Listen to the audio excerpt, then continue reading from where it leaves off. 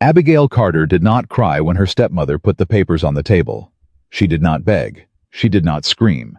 She simply looked down at her father's kitchen, the same kitchen where Samuel Carter had taught her to read by firelight, where she had pressed cold cloths to his forehead during his final fever, where she had held his hand as he whispered that everything he had built was hers. And she felt the floor shift beneath her feet, like the earth itself had decided to swallow her whole. "Sign it," Victoria said, "or I'll have the sheriff remove you before sundown." If you've ever felt like the ground disappeared beneath your feet at the very moment you needed it most, if you've ever been told that the life you built, the love you earned, and the family you believed in were never really yours to keep, then this story is for you. Stay with me until the very end, because Abigail Carter's journey is one that will remind you what it truly means to rise. And before we go any further, if this is your first time here, please subscribe to our channel and hit that notification bell so you never miss a story. Drop the name of your city down in the comments. I want to see how far this story travels.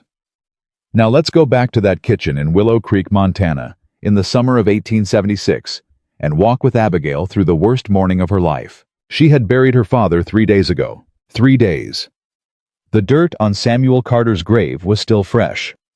The wildflowers Abigail had pressed into the soil with her own hands had barely begun to wilt. The town of Willow Creek had come to the funeral dressed in black, had pressed her hands between theirs, had told her Samuel was a good man, a generous man, a man whose name would be remembered. And Abigail had stood at the edge of that grave in the summer heat, and nodded, and said thank you, and held herself together the way her father had taught her to, with her chin level and her eyes clear. Even when everything inside her was breaking, she had made it through the burial. She had made it through the reception in the parlor, through the pastor's prayers, through the neighbors' casseroles, and the long, hollow quiet of the first night alone. She had told herself that grief was something you carried forward, not something that stopped you from moving. But she had not expected Victoria Hale, Victoria Carter, now the woman Samuel had married 18 months ago in a ceremony. Abigail had attended with a carefully composed smile, had waited. That was the part Abigail would think about later, in the long months that followed. Victoria had waited exactly 3 days, not out of respect, not out of grief. She had simply been calculating how long she needed to wait before the town would consider it reasonable. 3 days after the funeral, Victoria walked into the kitchen at 7 in the morning, dressed as though she were attending a business meeting. Her dark hair pinned with precise care, her expression carrying none of the softness a widow was supposed to wear. She placed a leather folder on the kitchen table. Inside it were documents, legal documents, pages of careful language that Abigail, who had never been taught to navigate courthouse paperwork, could not immediately interpret. "The ranch belongs to me," Victoria said. "It has always belonged to me, legally speaking. Samuel never completed the transfer of ownership that would have given you any claim. You have no legal standing here, Abigail. None." Abigail stared at the papers. Her hands were still. She had learned early in life that showing panic only gave other people power over you. "My father told me." "Your father told you many things," Victoria said, cutting her off with the smooth efficiency of someone who had rehearsed this conversation. But what a man says and what a man puts into legal record are two very different matters. The law recognizes documents, not promises. "He wrote it down," Abigail said. Her voice was steady. She was proud of that. "He wrote down his wishes. I have the paper." Victoria's expression did not change.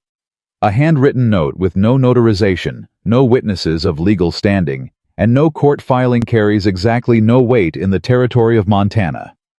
"I've already spoken to the county clerk. I've already spoken to the land office. This property transferred to me upon your father's death, according to the terms of our marriage agreement." She folded her hands on top of the leather folder. "I'm sorry, Abigail, but this is the law." Abigail pulled out the chair across from Victoria and sat down. She was 25 years old, and she had been running this household since she was 14. She had kept the accounts when her father's eyes grew too weak for fine print. She had ridden the fence lines when the hired hands came up short. She had negotiated with the feed supplier in town when Samuel's arthritis made the trip impossible. She knew every acre of the Carter land the way she knew the creases in her own palms. She was not going to sign anything without reading every word. "Let me see the marriage agreement," Abigail said. Something flickered behind Victoria's eyes. It was small and fast, but Abigail caught it. It looked like surprise. Women in 1876 were not supposed to ask for documents. They were supposed to cry, or argue on emotion, or crumble. They were not supposed to say, "Let me see the paperwork," in a calm voice and hold out their hand. "There's no need. Let me see it," Abigail said again. Quiet, firm. Her father's voice lived somewhere inside her chest, and she could hear it now, steady as a heartbeat. "Never sign what you haven't read, Abby. A man who won't show you the paper doesn't want you to see what's in it." Victoria hesitated for exactly 2 seconds. Then she opened the folder and slid a second document across the table. Abigail read it, slowly. She did not let Victoria's presence rush her. She moved through every clause, every line of formal language, every carefully constructed sentence. And as she read, she felt something cold and specific settle into her chest. Not panic, not grief, but the precise and terrible understanding of someone who has just realized they were betrayed long before they knew the trap was set. The document was real. It was signed and notarized. And it had been written 4 months before her father died. 4 months. Samuel Carter had still been alive 4 months ago. He had been ill, yes. His heart had been weakening, and the doctor had told them both that the coming year would be difficult. But he had been alive. He had been sitting at this same kitchen table, reading the newspaper, asking Abigail about the cattle prices, telling her she worried too much and that the ranch would outlast them both. And during those same months, without telling Abigail a word, Victoria had been at the county courthouse. "He didn't know what this said," Abigail said. She looked up from the document. "He was sick. His eyesight was failing. He trusted you." "He signed it," Victoria said simply. "You told him it was something else." "I did no such thing. You knew he couldn't read fine print anymore. You knew he relied on me to read documents for him. And you chose a moment when I wasn't in the room." Abigail set the paper down on the table and pressed her palm flat against it. "You planned this." Victoria's composure cracked just slightly at the edges. Not with guilt, but with something colder. Impatience. The look of a woman who had expected a simpler fight. "You have no proof of that," Victoria said. "You have no legal recourse. You have an unsigned handwritten note from a dead man and the word of a young woman with no property, no standing, and no resources to pursue a court challenge. I have a notarized document, a county filing, and the support of Judge Aldrich, who has already reviewed the transfer." She stood and smoothed the front of her dress. "I'm giving you until tomorrow morning. Take what belongs to you personally, your clothes, your mother's things, and go. I will have Frank drive you into town." Abigail sat very still. She thought about her mother, Margaret Carter, who had died when Abigail was 9 years old. She thought about how Samuel had held her hand at that funeral and said, "It's just us now, Abby, but that's enough." She thought about the years between then and now, the hard years and the good years, the seasons of drought and the seasons of abundance, the particular smell of this kitchen in the early morning when the stove was warming up and the light came through the east window in long pale strips across the wooden floor. She had grown up inside these walls. She had become herself inside these walls. And this woman, this careful, cold, deliberate woman, had spent 4 months engineering a way to take it. "I won't sign anything," Abigail said. "And I want you to hear me say that clearly. I will not sign a single document that surrenders my claim. You don't have a claim. I have my father's handwritten statement of intent." Abigail stood. She was not as tall as Victoria, but she straightened to every inch she had. "I have 11 years of account ledgers in my handwriting, showing me as the operating manager of this property. I have correspondence with suppliers, with the bank, with the county land office, all signed by me on behalf of Carter Ranch. A court may not consider my father's note as a deed, but a court can consider a pattern of evidence, and I will find a way to put that evidence in front of one." For a moment, neither of them moved. Then Victoria said very quietly, "You cannot afford an attorney, Abigail. You cannot afford the filing fees. You have no income and no property of your own. Whatever you think you're going to do, you can't do it. Not without money. Not without someone to stand behind you." She picked up the leather folder. "And no one in Willow Creek is going to stand behind a young woman against a legal document. That's just the truth of this world." Abigail said nothing, because in that moment, she knew Victoria was right about the practical facts. She had almost nothing. She had the pocket watch her father had carried for 30 years. She had the photograph of her mother taken the year before she died. She had the handwritten note in her father's careful, shaking script, the one he had pressed into her hand 2 weeks before he lost consciousness for the last time and said, "This is yours, Abby, no matter what anyone tells you." And she had herself. That was not nothing. She had decided a long time ago that it was not nothing. The next morning, when Frank the ranch hand came to drive her into town, Abigail was already dressed and waiting by the front door with a single travel bag. She had packed with the precision of someone who knew she could not afford to be sentimental about weight. The pocket watch, the photograph, the handwritten note, folded inside an envelope and tucked into the inner lining of her bag where no one would find it without deliberately searching. 3 changes of clothing. Her father's old penknife. The small account ledger from the previous year that she had quietly removed from the desk in the ranch office the night before, because it was evidence, and she had the presence of mind to recognize what would matter later. Frank looked at her with something in his eyes that might have been apology, but he didn't say a word. He was a decent enough man, but he had a job and a family, and he had made his calculation. Abigail did not blame him. She understood calculations. Victoria stood in the doorway of the house as the wagon pulled away. She did not wave. She did not say anything at all. She simply watched with the settled expression of a woman who believed she had already won. Abigail did not look back. She looked forward, down the long wagon road that ran from the Carter Ranch toward the main road into Willow Creek, through the summer cottonwood trees her father had planted when she was a child, past the fence line he had built with his own hands in the year before her mother died. She kept her face forward and her jaw set, and she breathed slowly and steadily, and she did not allow herself to fall apart. Not yet. Not where anyone could see. Frank dropped her at the edge of town with $2 and what felt like relief at having his part in the business finished. He handed her the coins without meeting her eyes and turned the wagon around before she had even picked up her bag. She stood in the road and listened to the sound of the wagon wheels fading. Willow Creek was a town of roughly 400 people, and Abigail had grown up knowing most of them by name. She had shopped at Henderson's general store since she was old enough to run errands alone. She had attended the same church, the same town socials, the same harvest festivals. She was not a stranger here. She was Samuel Carter's daughter. That had always meant something. She walked to the general store first, because Ida Henderson had known her mother and had always been kind. She intended to ask only whether there was any work available, cooking, cleaning, mending, anything, until she could figure out her next step. But Ida Henderson met her at the door with an expression that Abigail had never seen on her face before. Cautious, uncomfortable. The expression of someone who had already been spoken to. "Abigail," Ida said carefully, "I heard about your situation.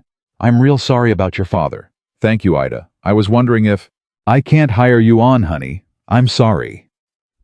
Ida's voice dropped slightly, as though someone might be listening. "Victoria came in yesterday. She was talking to folks. Said you've been difficult. Said there was some trouble with the property. Said you were making accusations." She pressed her lips together. "I don't know the rights and wrongs of it, but I can't afford to get in the middle of something like that. You understand?"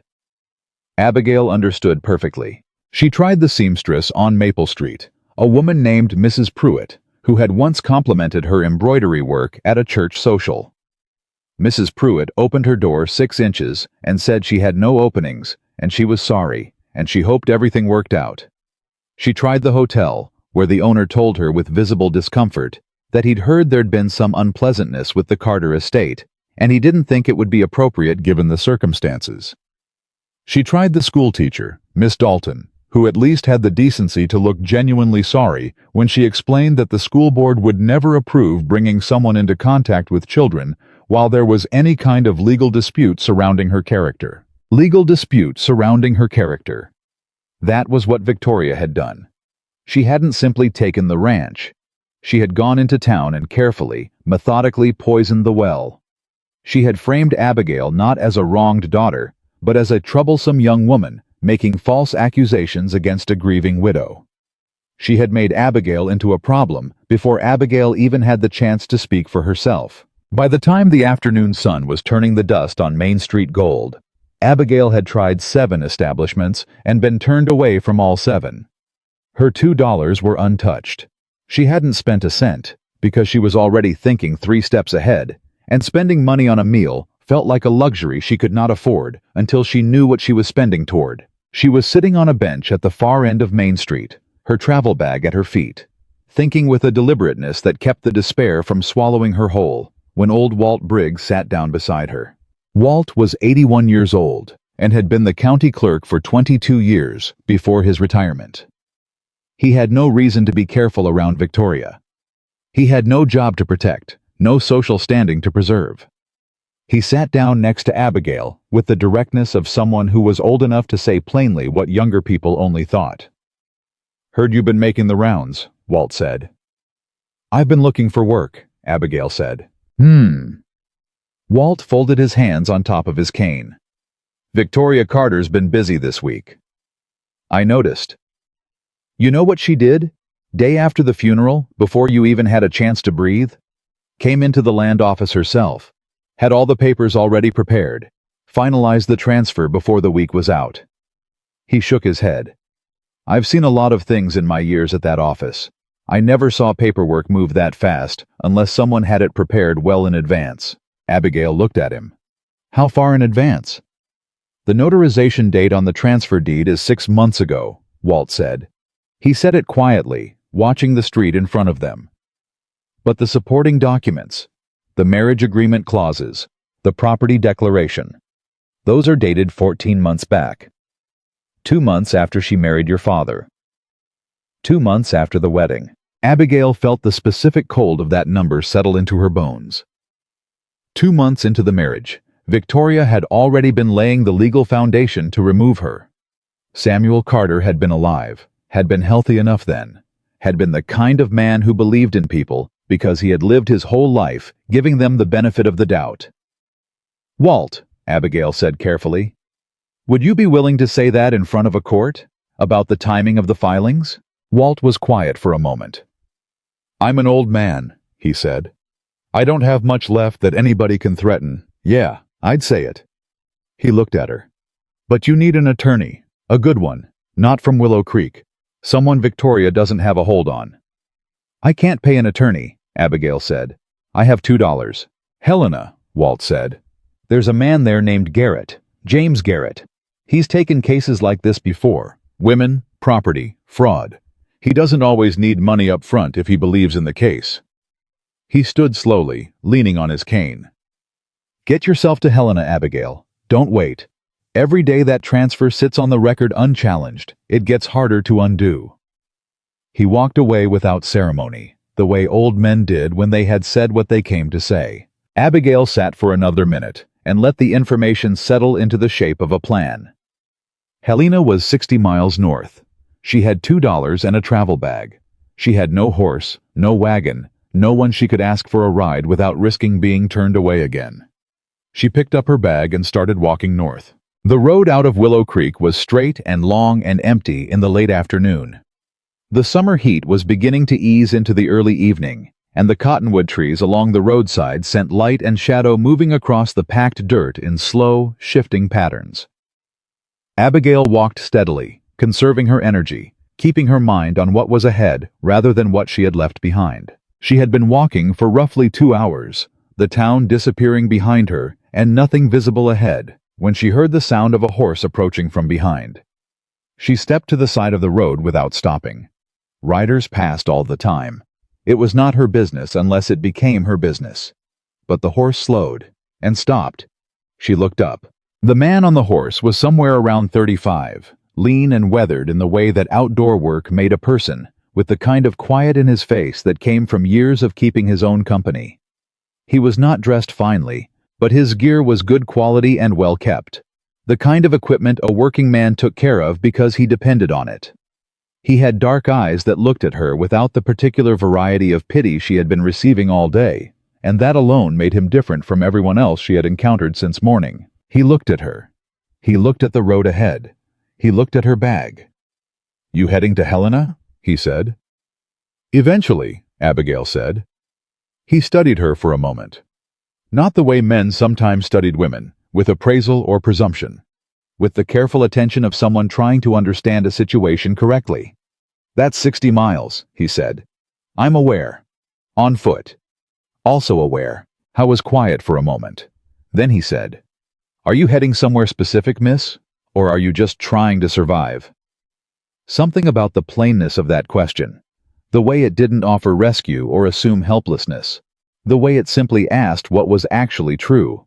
Reached through the walls she had been keeping up all day and touched something she had been protecting carefully. She met his eyes and said, "Both." He considered that. Then he said, "I'm Cole Whitaker. I run Silver Creek Ranch, about 12 miles up this road. I'm heading back there now." He paused. "I'm not offering charity. I don't do that, and I don't expect anyone to want it. But I've got a cook's position open at the ranch, and it pays a fair wage. If you're willing to work for it, the job's yours until you figure out your next step." Abigail looked at him carefully. She had been offered things by men before, and she had learned to read the space between what was said and what was meant. This man's face was even. His tone was practical. There was no performance in his offer, no warmth manufactured to make her comfortable. He was simply laying out facts, the way a man who had lived alone a long time had learned to communicate. "What are the wages?" she said. He named a figure. It was fair. It was actually slightly better than fair. "And the position is for cooking only?" she said. "Nothing else expected?"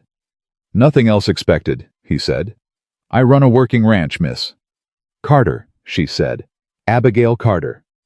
"Miss Carter, I run a working ranch. My men need to be fed properly. That's what I need. That's all I need." She looked at the road ahead. She looked at the bag in her hand. She thought about Walt Briggs and James Garrett in Helena and the 60 miles between here and there. And she thought about the $2 in her pocket and the document in the lining of her bag and everything she was carrying and everything she intended to do with it. Then she looked back at Cole Whitaker. "I'll need Sundays free," she said. "At least 2 Sundays a month. I have business in Helena that will require travel." He nodded once. "That's reasonable. And I'll need a written agreement stating the terms, wage, duties, and conditions." Something shifted in his face. It wasn't quite a smile, but it was close to one. "I can do that," he said. "Then yes," Abigail said. "I'll take the position." He moved the horse over and offered her his hand up, and she accepted it with the practical efficiency of someone who was cold and tired and had a plan to execute. She settled behind him on the horse and tucked her bag across her lap, and did not say another word for the first mile. Neither did he. But the silence between them was not empty. It was the particular silence of 2 people who understood, without having to say it, that something important had just happened. Something that neither of them had planned for, and neither of them yet had words to describe. 12 miles later, Silver Creek Ranch appeared through the deepening dusk. A working spread of good solid buildings, well-maintained fences, and the particular organized quality of land that someone had put real thought and real effort into. It was not grand. It was not elegant. But it was honest, and after the day she had lived, honest was the most beautiful thing Abigail Carter had ever seen. Cole Whitaker showed her to a small room in the main house that had been used for storage, cleared it out without comment, brought in a cot and a wash basin, and told her breakfast for the ranch hands started at 5:30. "One more thing," Abigail said before he left. He turned. "I want you to know something about me," she said. "I am going to get my father's ranch back. That is not a hope. That is a plan. I am going to fight this legally, properly, and with everything I have. It may take time. It may create difficulty. If that's something you don't want connected to your ranch or your name, I'd rather you tell me now." Cole Whitaker looked at her for a long moment. "Miss Carter," he said at last, "I don't make a habit of judging people for fighting for what's rightfully theirs." He pulled the door shut behind him. Abigail sat down on the edge of the cot in the small dark room, and for the first time since she had looked at those papers on her father's kitchen table that morning, she let herself breathe. Just breathe. She pressed her hand against the lining of her bag and felt the shape of the envelope inside. Her father's handwriting. His intention. His love for her, reduced to a single page because he had not known he would need more. She was going to make it enough. She did not know yet what Silver Creek Ranch would come to mean to her. She did not know that the quiet man who had offered her a fair wage without pity would become someone she trusted with things she had never trusted to another person. She did not know that the fight ahead would be longer and harder and more dangerous than she had calculated, or that Victoria had not finished with her, not even close. What she knew was this: she was still standing. She had her father's watch and her mother's photograph and the evidence she needed and a plan she intended to keep. The woman who had been thrown away was not finished. She was, in fact, just beginning. She was up before the rooster. That was the first thing the ranch hands at Silver Creek noticed about Abigail Carter. Not her face, not her age, not the fact that she had arrived on the back of Cole Whitaker's horse with a single travel bag, and the careful posture of someone who had been through something they weren't talking about. What they noticed first was that she was already at the stove when they came in at 5:30, and the coffee was hot, and there were biscuits on the table, and she moved through that kitchen like she had been doing it all her life. Which, in every way that mattered, she had. There were 6 of them. Tom Grady, the foreman, a barrel-chested man of 50, with a gray beard, and the slow, deliberate speech of someone who thought carefully before he committed to words. Pete and Danny Alcott, brothers from Texas, who finished each other's sentences and ate like they were in a competition. Hector Ruiz, who spoke little, but worked harder than any 2 men combined. Young Eli Marsh, barely 19, who blushed every time Abigail looked in his direction and knocked over his coffee cup on her first morning, then apologized 3 times more than was necessary. And old Lou Beckett, who had worked Silver Creek Ranch since before Cole inherited it, and regarded any change to his routine with the deep suspicion of a man who had been disappointed by change before. Lou was the one who tested her first. He sat down at the table on that first morning, looked at the biscuits, picked one up, turned it over, set it back down, and said, "You use lard or butter?" "Lard," Abigail said without turning from the stove. "Mr. Whitaker's cook before used butter." Then she was wasting Mr. Whitaker's money. Lard holds better, and it costs less. Silence. Then the sound of Lou picking the biscuit back up and taking a bite. I didn't say anything else. But he took 2 more biscuits before he left the table, and Abigail filed that away as the closest thing to a compliment she was likely to get from that particular man. Tom Grady watched all this with the quiet attention of someone whose job required him to evaluate people quickly.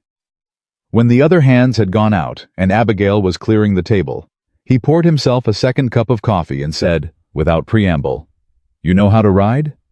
"Yes," she said. "Cole mentioned you might be needing to make trips to Helena.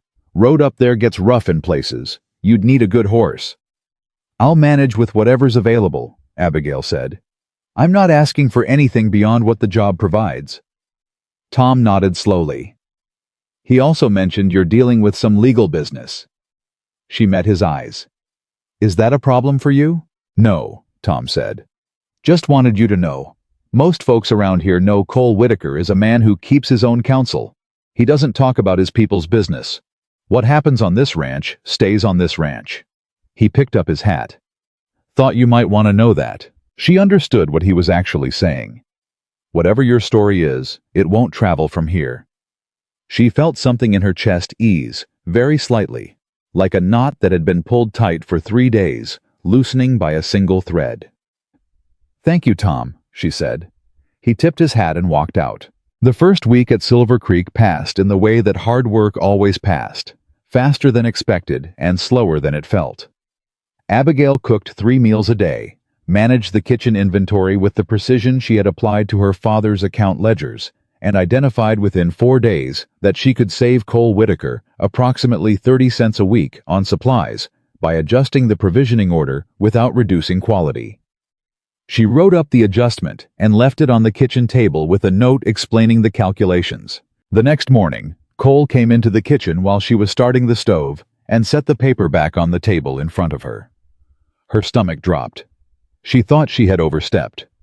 Then she saw that he had written 2 words at the bottom in plain, angular script. Good thinking. She did not show how much that mattered, but it did. The second week was when she first saw what lay underneath the practical surface of Cole Whitaker. She had been at the ranch 9 days when she came through the back of the barn looking for an extra lantern, and found him standing very still at the far end, holding a small wooden horse in both hands. The kind of thing made for a child, painted red, with real horsehair for the mane. He didn't hear her come in. He stood there for a long moment with his eyes on that small carved figure, and the expression on his face was the specific expression of a person experiencing a grief so familiar and so private that they no longer bothered to hide it when they thought they were alone. She backed out quietly. She did not mention it. She stored it in the part of herself that kept careful track of who people really were, beneath the face they showed the world. That evening at supper, Cole sat at the head of the table the way he always did, slightly apart from the conversation of the ranch hands, present but not quite engaged. The way a man sat when he had learned that other people's company was something to tolerate rather than something to seek. Abigail set a plate in front of him, and he said the same thing he always said, which was a quiet and serious thank you. And she turned back to the stove, and she thought about the small red horse and the look on his face, and she understood, without needing him to explain it, that Cole Whitaker was carrying something heavy. Something he had been carrying for a long time, and that the distance he kept from people was not coldness exactly. It was the careful behavior of someone who had learned that getting close to things meant losing them. She knew that feeling. She had been learning it her whole life. On the 11th day, the first letter arrived. It came addressed to her in care of Silver Creek Ranch, which meant someone in Willow Creek had already found out where she was, and that someone was almost certainly connected to Victoria. The handwriting on the envelope was not Victoria's. It was too careful, too formal.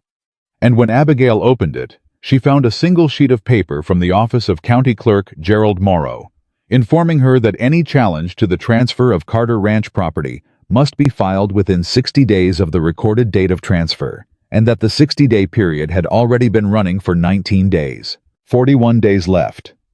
She read the letter twice. She folded it. She set it on the kitchen table and stood with her hands flat on the wood and did the arithmetic in her head. 19 days gone.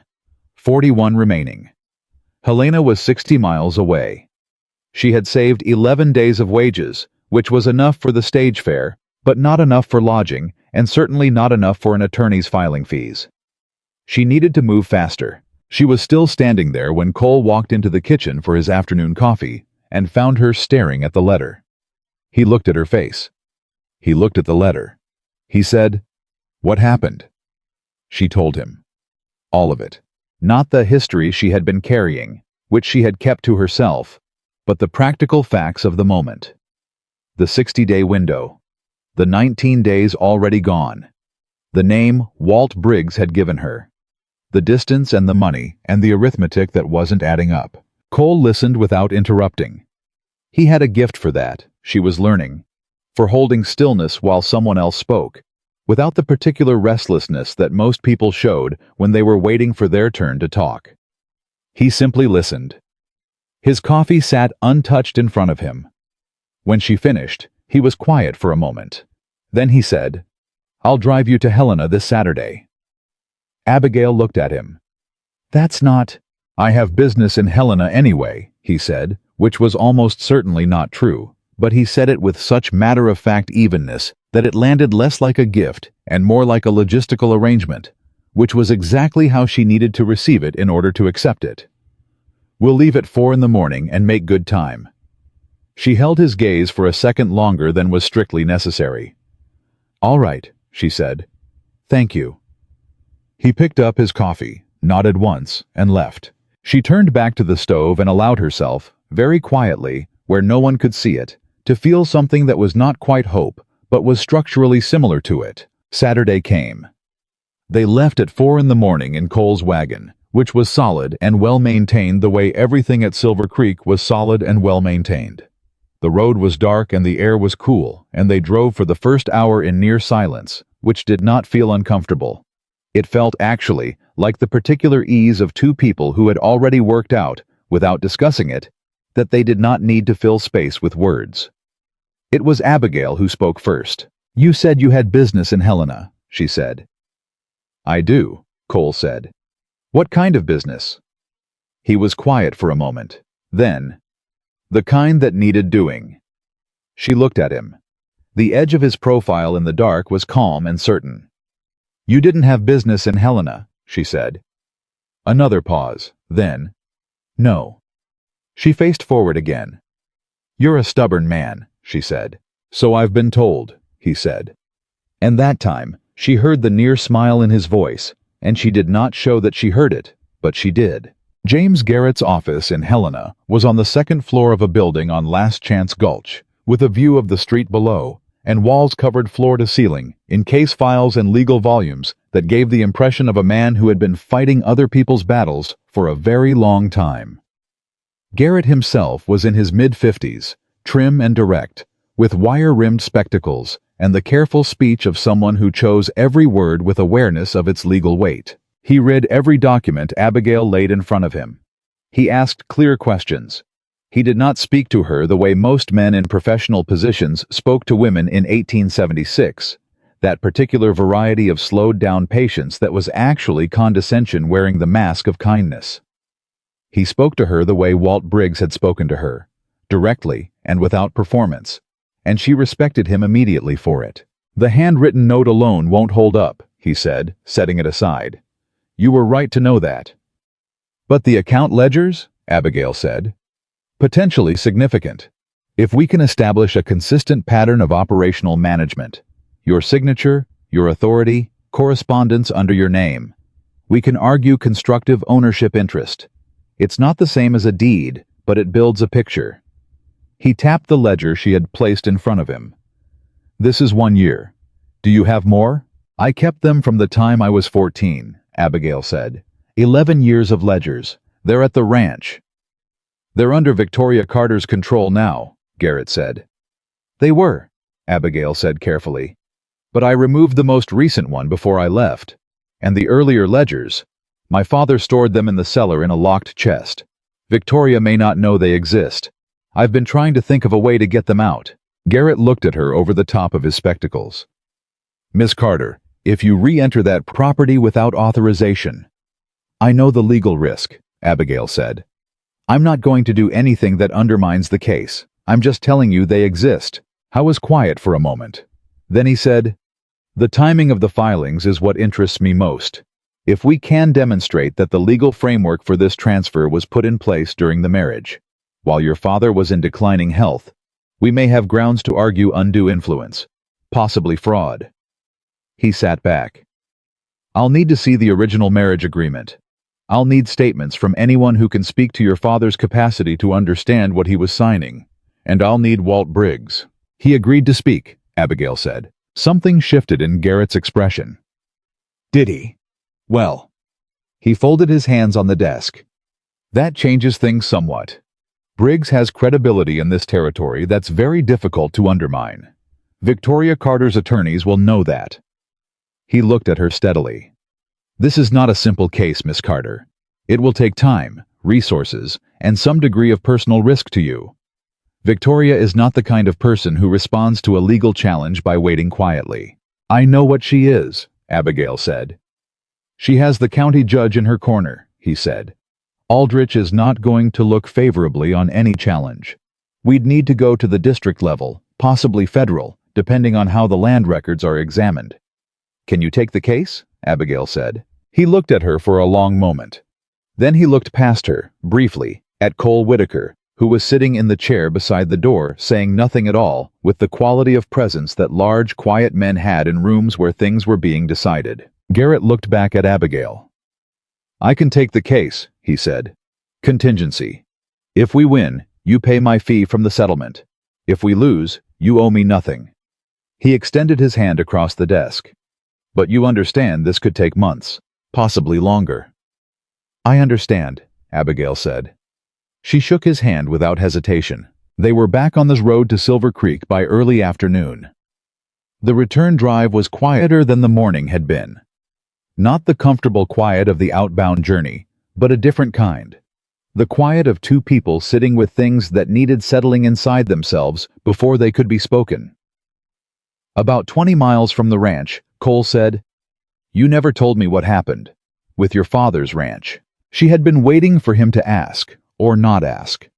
She had not known which she preferred until he actually said it, and then she realized she had wanted him to ask. She told him. The whole of it this time. Not just the practical facts, but the weight of it. Her father's illness. The months of documents she had not known were being prepared. The morning with the kitchen table and the legal folder and Victoria's composed expression. The town and the 7 doors and Walt Briggs on the bench. The road going north and the pocket watch in her bag and the arithmetic she had been running in her head every day since. Cole listened the entire time without speaking.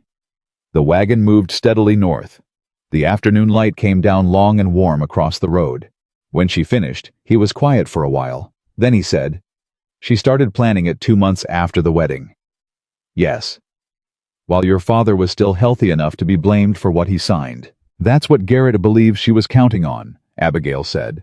"If he'd lived longer, she might have pushed for a formal deed transfer while he could be presented as lucid.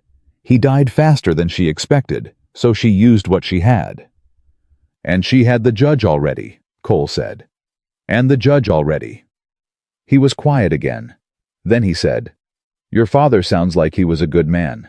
The simplicity of that hit her somewhere she hadn't been prepared to be hit. She looked out at the road ahead and kept her face even and said, "He was the best person I ever knew." Cole said nothing else. He didn't offer comfort or qualification or the kind of sympathetic language people reached for when they didn't know what else to do.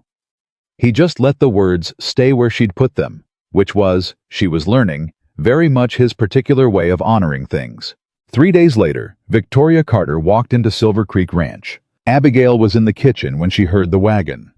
She recognized the sound. Or rather, she recognized, when she looked out, the quality of Victoria's arrival, which was the same quality it always had. Precise. Deliberate. The arrival of someone who had thought through the effect she wanted to create before she created it. Victoria descended from the wagon in a traveling dress that was finer than anything Abigail owned, and stood in the yard of Silver Creek Ranch, with the air of someone who had come to conduct a transaction rather than a confrontation. Tom Grady came out of the barn and said flatly, "Can I help you?" "I'm here to speak with Abigail Carter," Victoria said. "Please tell her I've come." Tom looked at the house. He looked at the wagon. He looked back at Victoria with the unhurried assessment of a man who had watched a great deal of human nature and was not particularly impressed by most of it. Then he walked to the kitchen door and knocked twice and said, "Miss Abigail, someone to see you." Abigail dried her hands. She straightened her dress. She opened the door. For a moment the two women looked at each other across the yard of Silver Creek Ranch, and the particular history of that look. Everything that had happened, and everything that had not yet happened, sat between them like weather. Then Victoria said, "I was hoping we could speak privately." "Anything you say to me, you can say here," Abigail said. Victoria's jaw tightened slightly. She had not expected that. She had expected a kitchen and a closed door and the particular advantage of a private conversation. She recalibrated quickly. Abigail could see the adjustment happening, and said, "I've come to make you an offer, Abigail. I have no desire for prolonged conflict." "Then you should have made a different choice 3 weeks ago," Abigail said. "The legal transfer is sound," Victoria said. "You know that. Challenging it will cost you money you don't have and time you can't afford, and in the end, it will damage your reputation further in Willow Creek." "My reputation in Willow Creek," Abigail said evenly, "was damaged by you before I had a chance to defend it. So I'm not sure why I should weigh that heavily." Victoria's eyes moved briefly to the kitchen door, to the barn, to the silent presence of Tom Grady, and behind him, Pete Alcott, who had appeared with the specific non-casual casualness of a man who was standing nearby on purpose. She had not expected an audience. She had not expected Abigail to have people around her. That, too, was a miscalculation, and Abigail watched her absorb it. $500, Victoria said. I'll pay you $500, and you walk away from the challenge. You take the money, and you start over somewhere else. It's more than fair. The number was significant. It was actually more than significant. It was more money than Abigail could earn in 2 years of ranch cooking. And Victoria knew that. She had calculated exactly what $500 would look like to a young woman with $11 and a travel bag. But she had miscalculated one thing. A woman who had watched her father die and been thrown out of her own home. The next morning was not the same woman who could be bought with money. Something had happened to Abigail Carter on the road north out of Willow Creek that was not reversible. She had counted her $2 and looked at the empty road and chosen to keep walking. That choice had settled into her spine and become part of what she was made of. No, Abigail said. Victoria stared at her. $500 is an offer someone makes, Abigail said, when they're afraid of what a court might find if they look carefully at how the original agreement was prepared. She held Victoria's gaze and let that land. I spoke to James Garrett in Helena on Saturday. He agrees with me. The color shifted in Victoria's face, very slightly, but it shifted. Garrett, Victoria said. You know his name, Abigail said. Interesting. Victoria recovered quickly. She was not a woman who showed vulnerability for long. Garrett is expensive, she said. You can't afford him.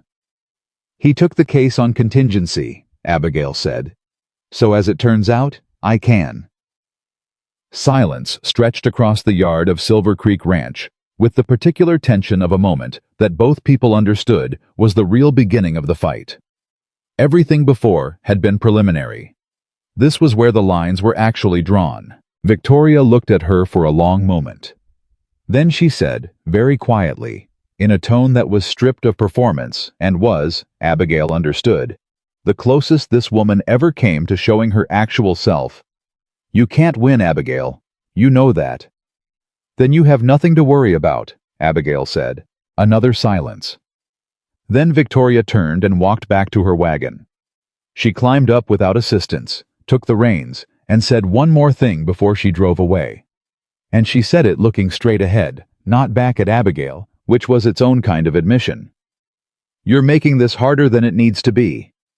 You made it hard, Abigail said, the day you decided my father's illness was an opportunity.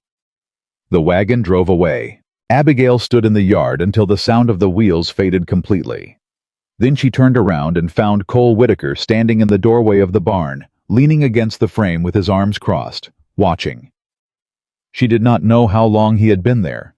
She did not know how much he had heard. He looked at her for a moment. Then he said, You all right? Yes, she said. He studied her with the careful attention she had come to recognize as his version of concern. You sure? She made an offer, Abigail said. I refused it. Now she knows the case is real, and she's going to respond to that. She paused.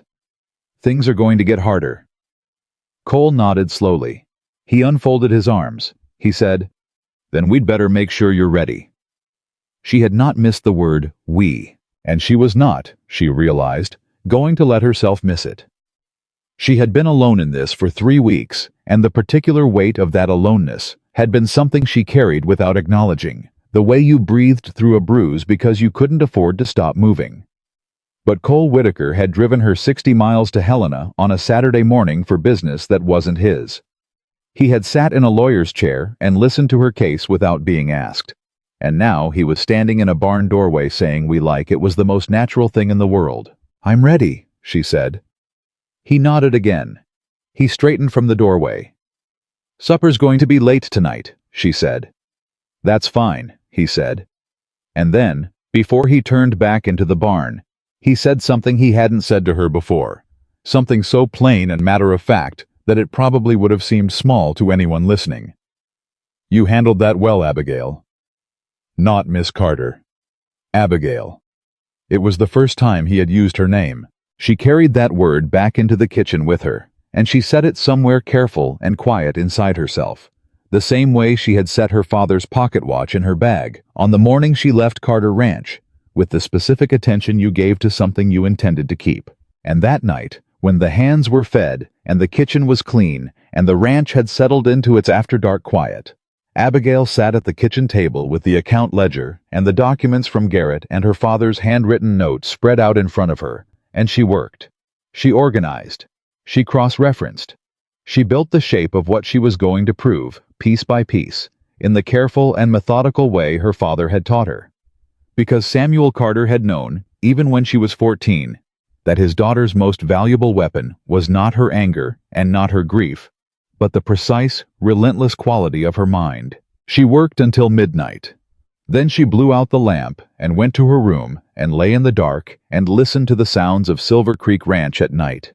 The horses, the distant cattle, the wind across the roof. And she felt, for the first time since she had buried her father, that she was exactly where she was supposed to be. Not safe, not finished, not even close to done, but exactly where she was supposed to be. The letter from Garrett arrived on a Tuesday, 9 days after Victoria's visit to Silver Creek Ranch, and it told Abigail two things she had not expected. The first was that Gerald Morrow, the county clerk who had sent her the 60-day warning notice, had suddenly resigned his position and left Willow Creek entirely. No explanation given. No forwarding address filed. A man who had held that position for 11 years simply walked away from it inside of a week. The second thing was that Judge Aldrich had issued a preliminary ruling blocking any new evidence from being submitted to the county record until the challenge period expired. Which meant someone had told Aldrich that a challenge was coming. Which meant Victoria had a faster line to the judge than Garrett had anticipated. Abigail read the letter at the kitchen table while the biscuits were in the oven and read it twice, and then sat very still for a moment with her hands flat on the wood. Gerald Morrow had been the clerk who notarized the marriage agreement. He had been the man Walt Briggs said had processed the transfer faster than any legitimate filing should have moved. And now he was gone. Just gone. Before Garrett could subpoena his records, before anyone could put him in front of a judge and ask him to explain the dates. That was not coincidence. That was a woman who had been watching the case develop and had moved to cut off the clearest line of testimony before it could be formalized. Victoria was not waiting for the court. Victoria was already managing the court. Cole came in for his morning coffee and found Abigail reading the letter for the third time. Garrett sent word, she said, and handed it to him. He read it. His jaw tightened very slightly. Morrow's gone. As of last Thursday, Abigail said, the same week Victoria came here. Cole set the letter on his table. She's cleaning up behind herself. She had 2 months to prepare before my father died, Abigail said. She's been thinking about this longer than any of us have. She pulled the letter back and folded it with precise, controlled movements. But she made one mistake. What's that? She came here herself, Abigail said. She offered me $500 in front of Tom, Pete, and you. That is not the behavior of someone who believes their legal position is airtight. That's the behavior of someone who is trying to avoid a real court examination. She looked up. Garrett needs to know about that visit, the offer, the amount, the witnesses. Cole looked at her for a moment with that steady, careful attention she had come to understand was not distance, but its opposite. A man paying close enough attention that he had no attention left over for performance. I'll ride to town today, he said. Send a wire to Garrett. You don't have to. I know I don't have to, he said simply. And that was the end of that. Tom Grady was the one who told her about the rumors first. He came in for his noon meal 4 days later and set his hat on the table and said, without preamble and without apology, "You should know what's being said in town." Abigail put down the ladle. Tell me, someone's been talking, saying you took the ledger from the ranch office before you left, that you stole property belonging to Victoria Carter. He held her eyes. They're also saying things about you living here, about it not being appropriate. Abigail's first response was a specific, icy anger that moved through her from the inside out. Then the anger organized itself into something cooler and more useful. Who's saying it? Comes from different mouths, Tom said. But it started from the same place, always does, in a town that size. Is it affecting the ranch? Abigail said. Cole's name? His business? Tom hesitated. That hesitation was its own answer. Tell me, she said. Harlan Forbes at the feed supplier said he'd heard Cole Whitaker was keeping company with a woman of questionable character. Wouldn't affect business exactly, but Forbes is a talker, and a deacon. Tom picked up his hat. Cole doesn't know yet. I wanted to tell you first. Abigail understood exactly what Tom was doing, and she was grateful for it, and she did not have time to sit with that gratitude because she was already thinking. She went to Cole that evening after supper, when the hands had gone to the bunkhouse and the main house was quiet.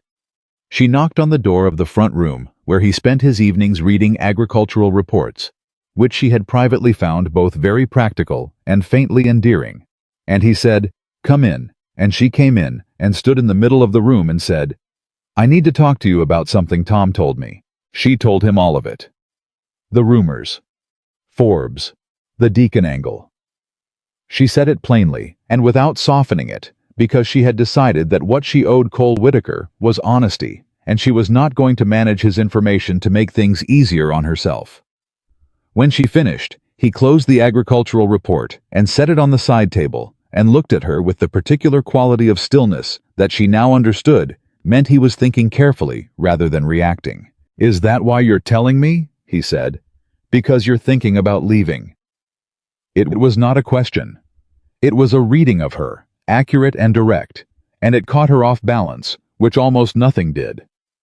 "I'm thinking about what's fair to you," she said. "What's fair to me," Cole said slowly, like he was examining the weight of that phrase, "is having a cook who does the job, which you do, and having someone honest enough to tell me when there's a problem, which you just did." He stood.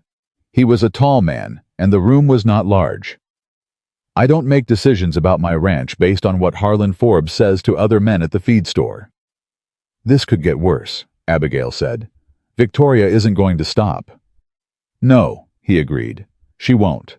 She's going to use the fact that I'm here, a single woman on your property, to undermine my character in front of any judge we get to." "Yes," Cole said. "She probably will. And you're not concerned about that." He looked at her directly. "I'm concerned about what's true. You're here because you needed work, and I needed a cook. There's nothing in that arrangement that any honest person should have a problem with." His voice was even, but there was something underneath it. Something that was not anger exactly, but was in that neighborhood. "If I changed the way I run my ranch every time someone in town decided to have an opinion about it, I'd have been out of business in the first year." Abigail held his gaze. "Tom thinks it's going to get worse before the case reaches a judge." "Tom's probably right," Cole said. "He usually is."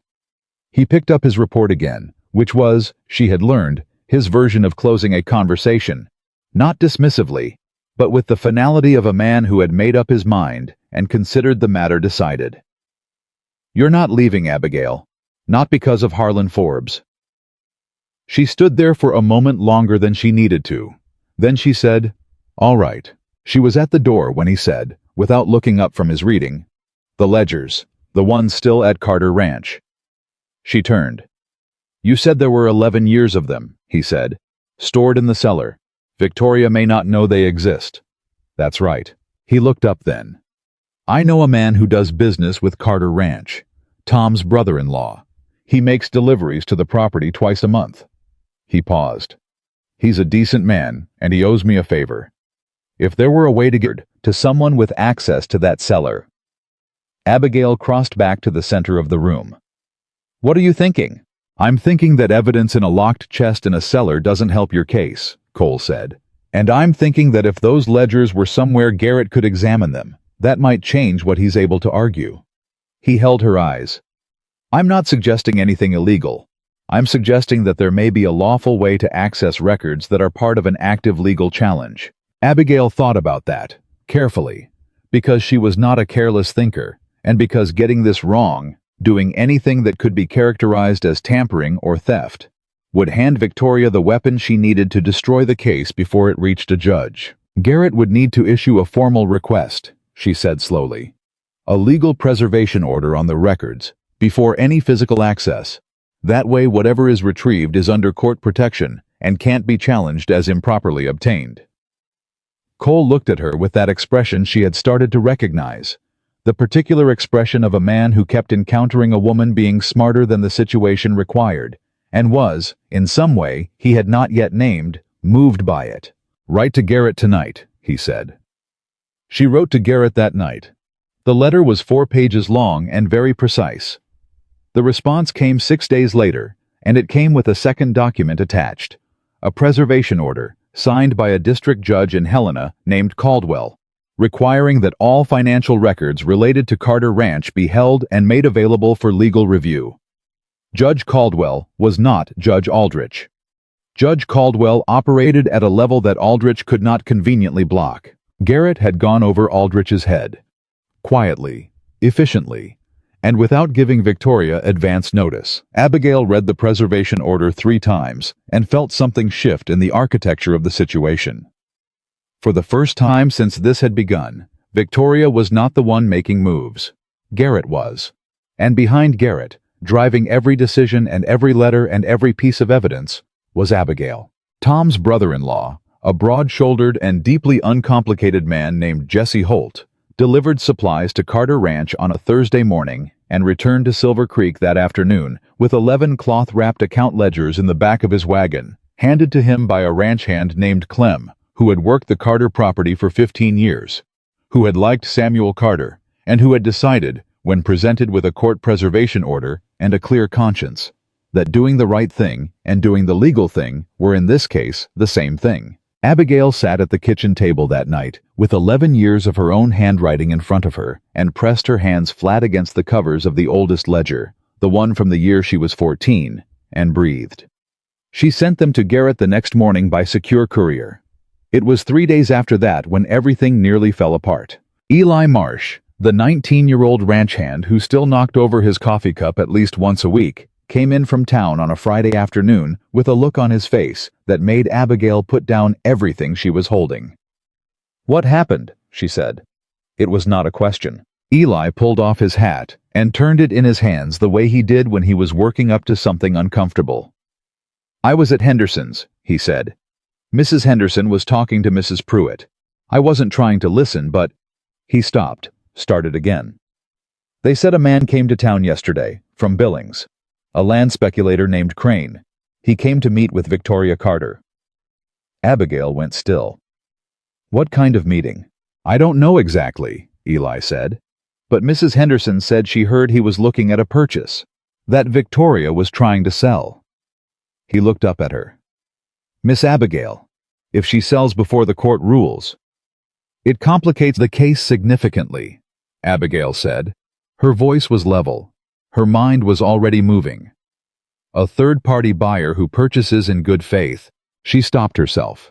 She turned around and walked to the back door and stepped outside and stood for a moment in the cold air, thinking hard and fast. If Victoria sold Carter Ranch to a speculator before the district court could establish the preservation of the property, the legal landscape changed completely. Garrett could still argue fraud in the original transfer, but unwinding a secondary sale was exponentially harder, especially if the buyer could credibly claim he hadn't known about the legal challenge. It was possible, Abigail understood with cold clarity, for Victoria to lose the fraud case and keep the money from the sale and leave Abigail with a legal victory that meant nothing because the property itself was already in someone else's hands. She went back inside. Eli was still standing there with his hat. "Saddle the gray," she said. "I need to get a wire to Garrett tonight." "It's almost dark." "Saddle the gray, Eli, please." He moved. She was writing the wire at the kitchen table when Cole came in and took one look at her face and said, "What?" She told him, quickly, efficiently. Every word mattered now and she did not waste them. Cole listened. His face did not change. But she had learned to read the quality of his stillness. And this particular stillness was the kind that came right before a decision. "Garrett needs to file an injunction," he said. "Tonight if possible." "I know. I'm writing the wire now." "He'll need to reach Judge Caldwell after hours." "I know that too." Cole put on his coat. "I'll ride to town with you," he said. "It's faster with 2 horses." They rode to the telegraph office in Mill Haven, the nearest town with a working wire, in 40 minutes. The telegraph operator was closing up for the night and opened again when Cole Whitaker knocked on his door with the particular knock of a man who intended to be answered. Abigail sent the wire. Garrett had a message waiting when his office opened the next morning. The injunction request reached Judge Caldwell by noon. By 3 o'clock that same afternoon, a court rider arrived at Carter Ranch with an order prohibiting the sale or transfer of any interest in the property, pending the resolution of the fraud challenge. The rider arrived 4 hours before Victoria Carter was scheduled to sign a preliminary sale agreement with the man named Crane. 4 hours. Abigail did not find out until the next day. Garrett sent word by the fastest courier he had. A brief note in his precise, measured handwriting that said only, "Injunction granted. Property frozen." The margin was closer than I would like, but it held. Well done. She was in the kitchen when she read it. She set it on the table. She sat down in the chair. And for the span of about 30 seconds, she allowed herself to feel the full weight of how close it had been. 4 hours, 4 hours, Crane would have signed, and the land would have moved, and 11 years of her father's work, and her own work, and every ledger and every letter and every piece of evidence would have been pointing at a property she could no longer reclaim. 30 seconds. Then she stood up and went back to the stove. Cole came in an hour later. She handed him Garrett's note without a word. He read it. He set it back on the table. He stood for a moment with his hands in his coat pockets, and then he said something quietly that she didn't expect. "Your father would be proud of you." She turned back to the stove very quickly. She kept her hands moving. She did not turn around. "Don't," she said. "I'm not trying to." "I know you're not," she said. "Just—" She stopped, steadied herself, turned around. "Not yet. There's still too much to do. If I start feeling things now, I won't stop." He looked at her with an expression she had never seen on his face before. It was not pity. It was not admiration exactly either. It was something closer to recognition. The particular look of someone who saw in another person something they understood from the inside because they had carried it themselves.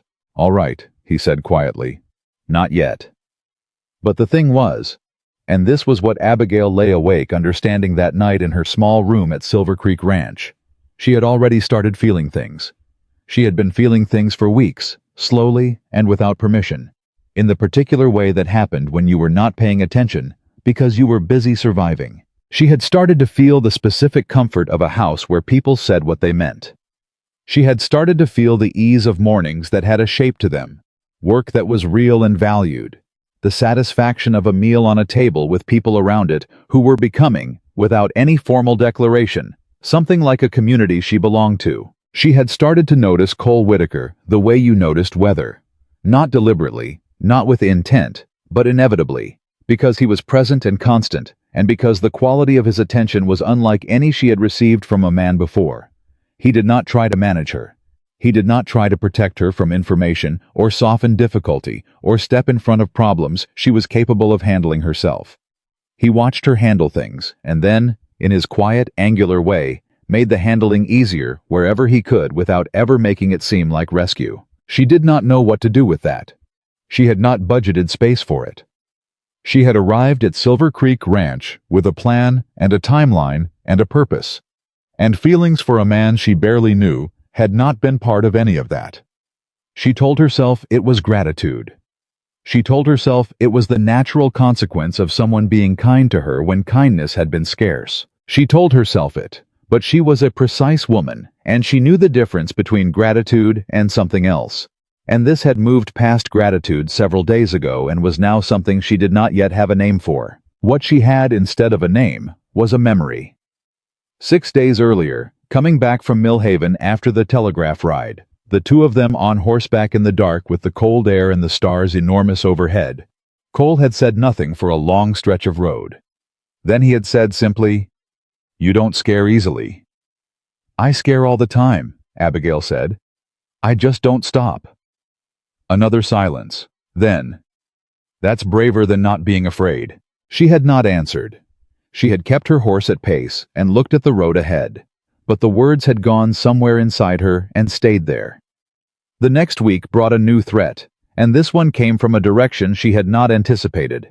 A man named Deputy Carl Reese rode out to Silver Creek Ranch on a Wednesday morning, which was unusual because Reese was a Willow Creek deputy, and Willow Creek was under Sheriff Vance, who operated on the south side of the county line. And Silver Creek Ranch was technically over the line and outside his jurisdiction. He arrived in full uniform, and with the careful, formal manner of someone who had been coached on what to say. He asked for Abigail Carter. Tom brought her out. She wiped her hands on her apron and stood in the yard and looked at Reese with an expression that gave nothing away. Reese handed her a document. "This is a notice from Sheriff Vance's office," he said. "You're being informed that a complaint has been filed alleging you removed property from Carter Ranch without authorization. Specifically, one financial ledger from the ranch office." He paused. "The complaint is requesting a criminal review." The yard was quiet. Very quiet. Abigail took the document. She read it. Every word. "This complaint," she said. "Filed by Victoria Carter." "Yes, ma'am." "The ledger in question is currently in the legal custody of Attorney James Garrett of Helena, under a district court preservation order signed by Judge Caldwell." She folded the document. "Are you aware of that order, Deputy?" Reese blinked. No, ma'am, I was not." "Then I'd suggest Sheriff Vance contact Judge Caldwell's office before pursuing this complaint further," Abigail said. "Because proceeding against a court preservation order would put the sheriff in a very uncomfortable position with the district court." She handed the document back. "You can keep this. I'll have a copy of the preservation order sent to your office by end of week." Reese looked at her. He looked at the document. He looked at Tom Grady, who was standing behind Abigail's shoulder with his arms crossed, and the expression of a man who had not yet decided whether to be amused or annoyed. Then Reese folded the notice back up, put it in his pocket, tipped his hat, and rode away. Nobody said anything for a moment. Then Pete Alcott, who had been pretending to repair a fence post 20 feet away and had heard every single word, said, "Miss Abigail, I believe that's the fastest a sheriff's deputy has ever left this property." Tom put his hat back on. "Back to work," he said. But there was a tone in his voice that Abigail had not heard from him before. It took her a moment to identify it. It was pride. She turned back toward the kitchen. She got 3 steps before Cole fell into pace beside her, and she had not even seen him come out of the barn. "Criminal complaint," he said quietly. "Victoria's getting worried," Abigail said. "Worried people make mistakes. She's trying to muddy the case before it reaches Caldwell. Yes, a pending criminal complaint on me personally, even a baseless one, gives her attorneys something to argue when they want to question my character." Abigail pushed open the kitchen door. "But it won't hold. The preservation order covers the ledger, and Garrett will file to have the complaint dismissed before it goes anywhere." Cole stopped in the doorway. "You knew she'd do something like this." "I knew she'd do something," Abigail said. "I didn't know what, but Victoria is not a woman who sits still when she feels control slipping." She looked back at him. "She's going to keep coming. Each time she does, she's going to believe she still has the advantage." "Does she?" Cole said. Abigail thought about the 11 ledgers, about the preservation order, about Walt Briggs, who had agreed to testify, about Gerald Morrow, who had fled, which was its own kind of evidence, about James Garrett in Helena, who was assembling a case that was already, she believed, stronger than Victoria knew. "No," she said. "Not anymore." Cole looked at her for a long moment. The kitchen light was behind her, and he was in the doorway, and the morning was coming through around him, and the expression on his face was the one she had not yet learned to categorize, the one that looked like recognition and something deeper than recognition both at once. "Then keep going," he said. She turned back to the stove. She kept going. Garrett's next letter arrived on a Monday, and it was the longest one he had sent yet. Abigail read it standing at the kitchen table while the morning coffee was still hot, and by the time she reached the 3rd page, her hand had tightened on the paper without her being aware of it. Garrett had been thorough. More thorough than she had expected, and she had expected a great deal from him. The 11 ledgers had done exactly what she had hoped. Garrett had gone through every page, cross-referenced the dates, the figures, the signatures, and built from them a picture so consistent and so detailed that it was, he wrote, almost impossible to argue that Abigail Carter had been anything other than the operating manager of Carter Ranch for the better part of a decade. Every supply order, every payment to hired hands, every negotiated contract with the bank and the feed supplier and the cattle buyers. Her handwriting, her authority, her decisions. 11 years of evidence in cloth-wrapped volumes that Victoria had not known existed because Victoria had not understood, when she married Samuel Carter, how deeply his daughter had been woven into every function of the land she intended to steal. But the third page was what made Abigail's hand tighten. Garrett had hired an investigator, a quiet, thorough man from Butte named Aldous Marsh, no relation to young Eli, who spent 2 weeks He had gone to Billings, which was where the land speculator Crane was also based, and in Billings, Morrow had deposited a sum of money into a newly opened account at the Billings Merchant Bank 3 days after his resignation. The sum was $240, which was roughly 4 months of a county clerk's salary arriving in a single deposit with no documented source. Morrow had been paid to leave, and Garrett, in his precise and careful way, had documented all of it. The bank record, the timeline, the connection to Crane, who had also, it turned out, been in correspondence with Victoria Carter for not 3 weeks but 5 months. Beginning, Garrett's investigator had established, 2 weeks after Abigail's father had his first serious cardiac episode, and the doctor in Willow Creek had privately told Victoria that Samuel Carter's prognosis was poor. Victoria had not begun planning after the funeral. She had not begun planning after the marriage. She had begun planning the moment she learned Samuel Carter was going to die. Abigail set the letter down. She pulled out the chair and sat. She pressed both palms flat against the table and breathed, slowly, steadily, the way her father had taught her when things felt larger than she could hold. She had known Victoria was calculating. She had known the marriage was a mechanism rather than a feeling. But there was a difference between understanding something as a legal fact and understanding it as a human one. Victoria had sat at Samuel Carter's bedside. She had held his hand, presumably. She had accepted the condolences of the town at his funeral. And the entire time, from the moment she learned he was terminal, she had been executing a plan to strip his daughter of everything he had spent his life building. Abigail sat with that for exactly as long as she could afford to. Then she picked up the letter and kept reading. The last page was the part that changed the shape of everything. Garrett had submitted a request to the Federal Land Office in Washington for a review of the original Carter Ranch title records, the foundational documents from when Samuel Carter had first filed the land claim 22 years ago. It was the kind of move that operated above the state level, above Judge Aldrich, above any local arrangement Victoria had managed to make. Federal records were federal records. Nobody in Willow Creek had a hand in Washington. What the federal office sent back had taken Garrett 2 readings to fully absorb, and he said so in the letter, which was the first time Abigail had seen anything in his writing that indicated genuine surprise. The original Carter Ranch claim, filed in 1854, had been registered under 2 names, Samuel Carter and Margaret Ann Harlow, who had become Margaret Carter upon their marriage and who had died when Abigail was 9 years old. Abigail's mother had been a co-filer on the original land claim, which meant the ranch had not been solely Samuel's to transfer. Under federal land law, the precise, inflexible language of the original homestead documentation, any transfer of a jointly held claim required the consent of both filers or their legal heirs. Margaret Carter was dead. Her legal heir was her daughter, Abigail. Victoria's entire transfer, the carefully notarized agreement, the county filing, the marriage clause, all of it, had been built on an incomplete understanding of the original title. Either Victoria's attorneys had not looked far enough back in the records, or they had looked and believed no one else would. Either way, it meant the transfer was not just fraudulent in intent. It was potentially void in structure, because Samuel Carter had transferred a property he did not have the sole legal authority to transfer. Abigail read that page 3 times.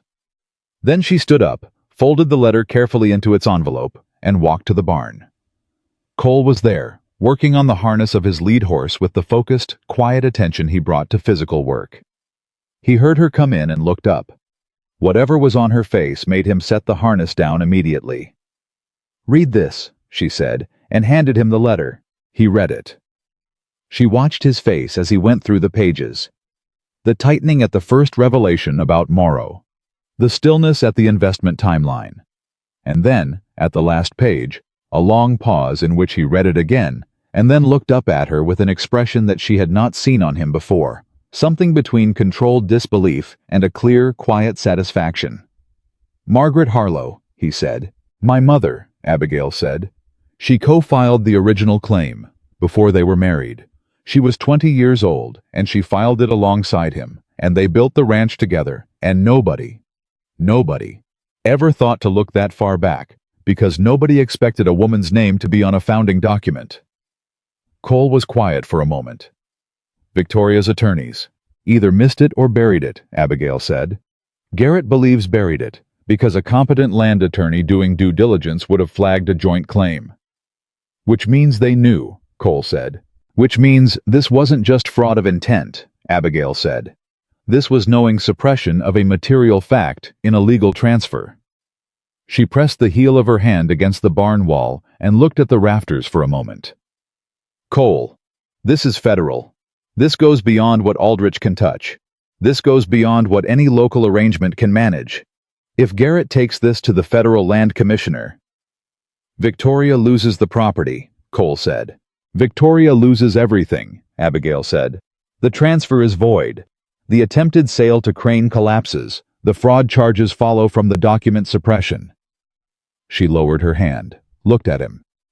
"It's over. If Garrett files this correctly, it's over." Cole looked at her steadily. "You don't sound like someone who believes it's over." She met his eyes.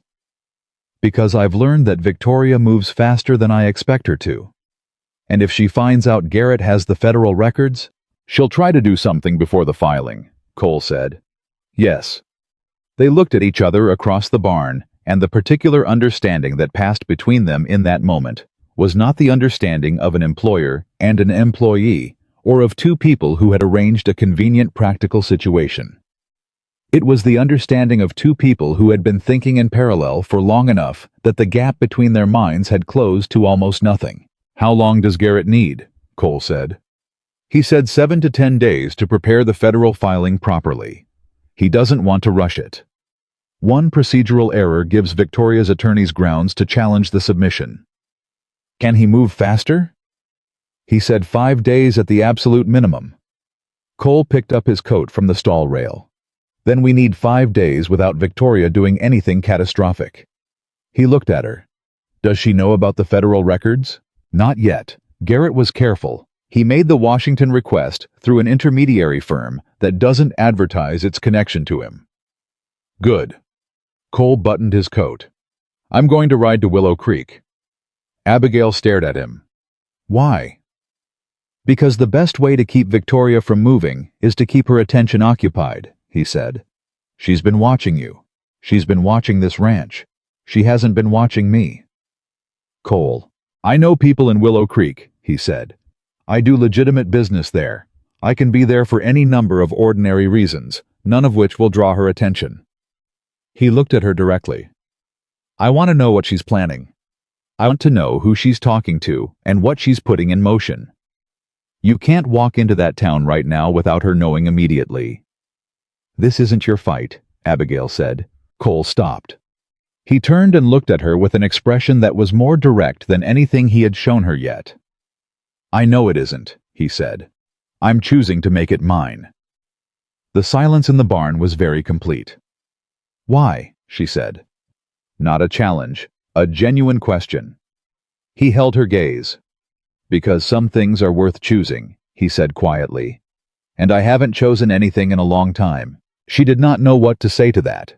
She had not been expecting it, and she did not have a prepared response for a man who looked at her like that and said a thing like that in a barn on a Monday morning, with the cold air between them, and the harness still on the rail, and her father's property 7 miles away, waiting for justice. So she said the only honest thing she had. "Be careful." He nodded once. Then he saddled the horse and rode out. He came back that evening with 3 things. The first was a name, a man named Harold Pratt, who was Victoria's personal attorney from Billings, had arrived in Willow Creek 2 days ago and had been meeting with Victoria at the ranch every morning. The second was that Pratt had sent correspondence to Judge Aldrich. Cole had not been able to find out the content, but the fact of the communication was enough. Aldrich and Pratt in the same correspondence, 3 days before Garrett intended to file, was not a coincidence. The third thing Cole brought back was more complicated. He had run into Walt Briggs at the hardware store.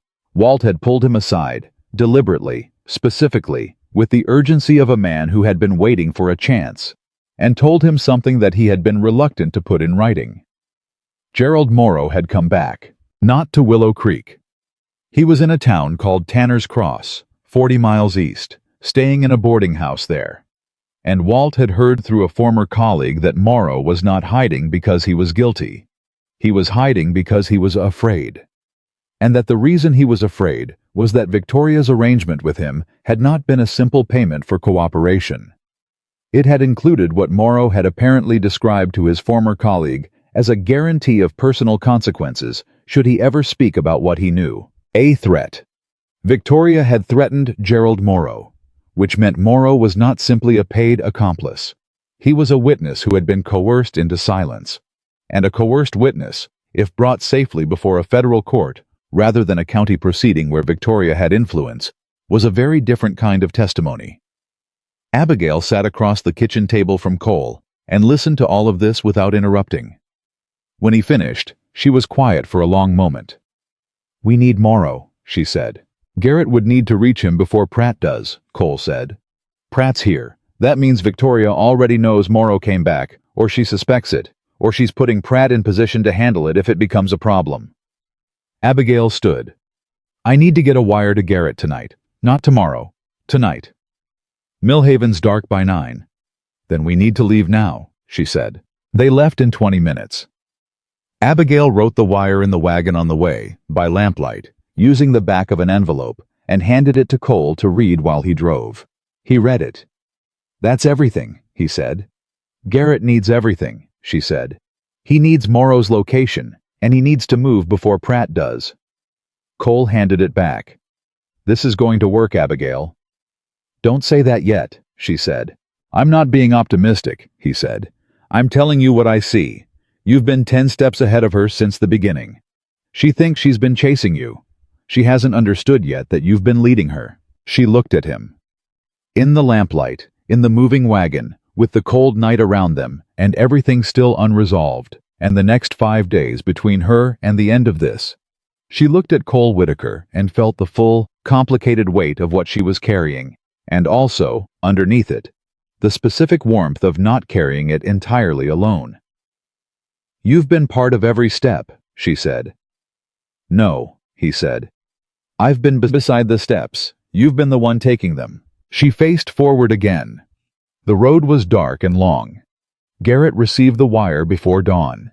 He had, it turned out, already been thinking about Morrow.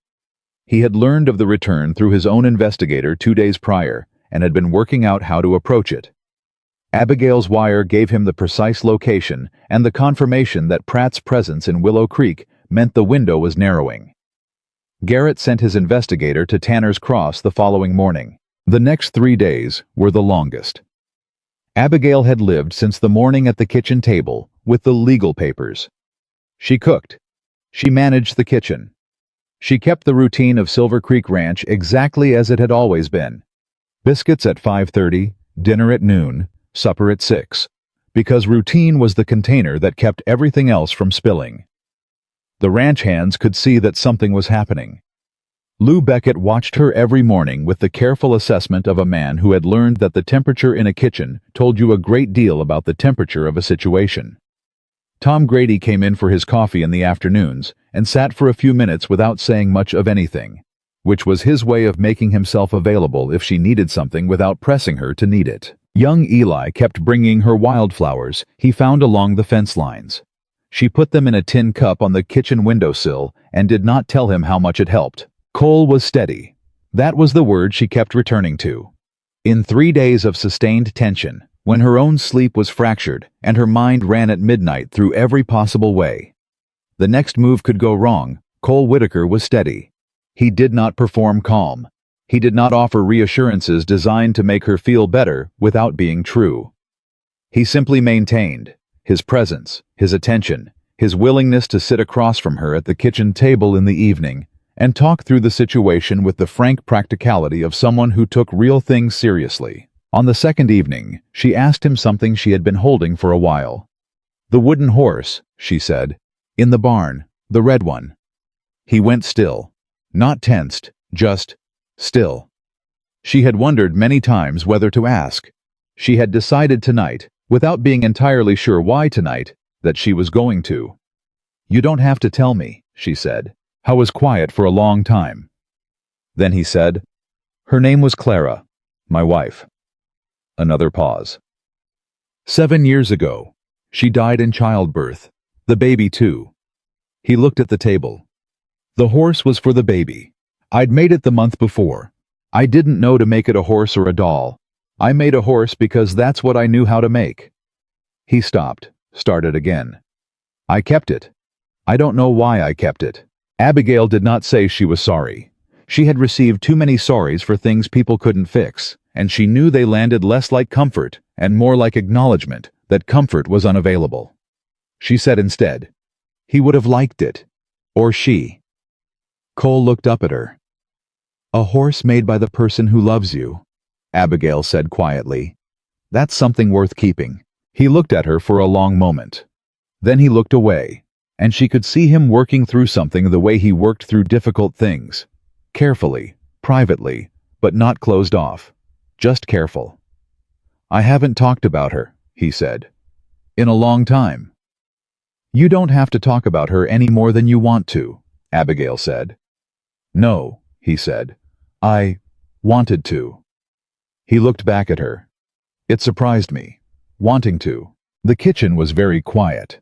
Outside, the ranch made its nighttime sounds, and the stove ticked as it cooled, and Abigail sat across the table from a man who had spent 7 years in a silence he had built specifically to keep grief at a manageable distance, and she understood him completely, and she thought he probably understood her too, and neither of them said that directly, because some things didn't need to be said directly to be understood. They sat in the quiet kitchen for a while longer, and then Abigail said, "I think we're going to win."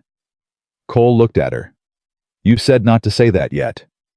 "I said you shouldn't say it," she said. "I needed to hear myself say it." He almost smiled. "And does it help?" "Yes," she said. "Surprisingly, yes." Garrett's wire arrived on the morning of the 4th day, and it was 4 words. Morrow agreed to testify. Abigail read the wire.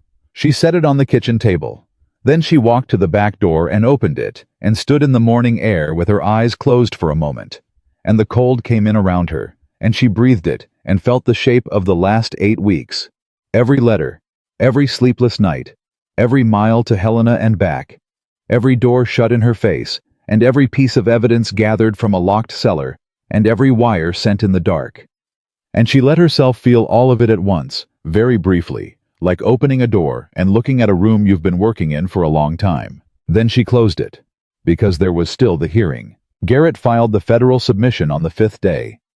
It was comprehensive, methodical, and devastating. The core argument was built on 3 pillars.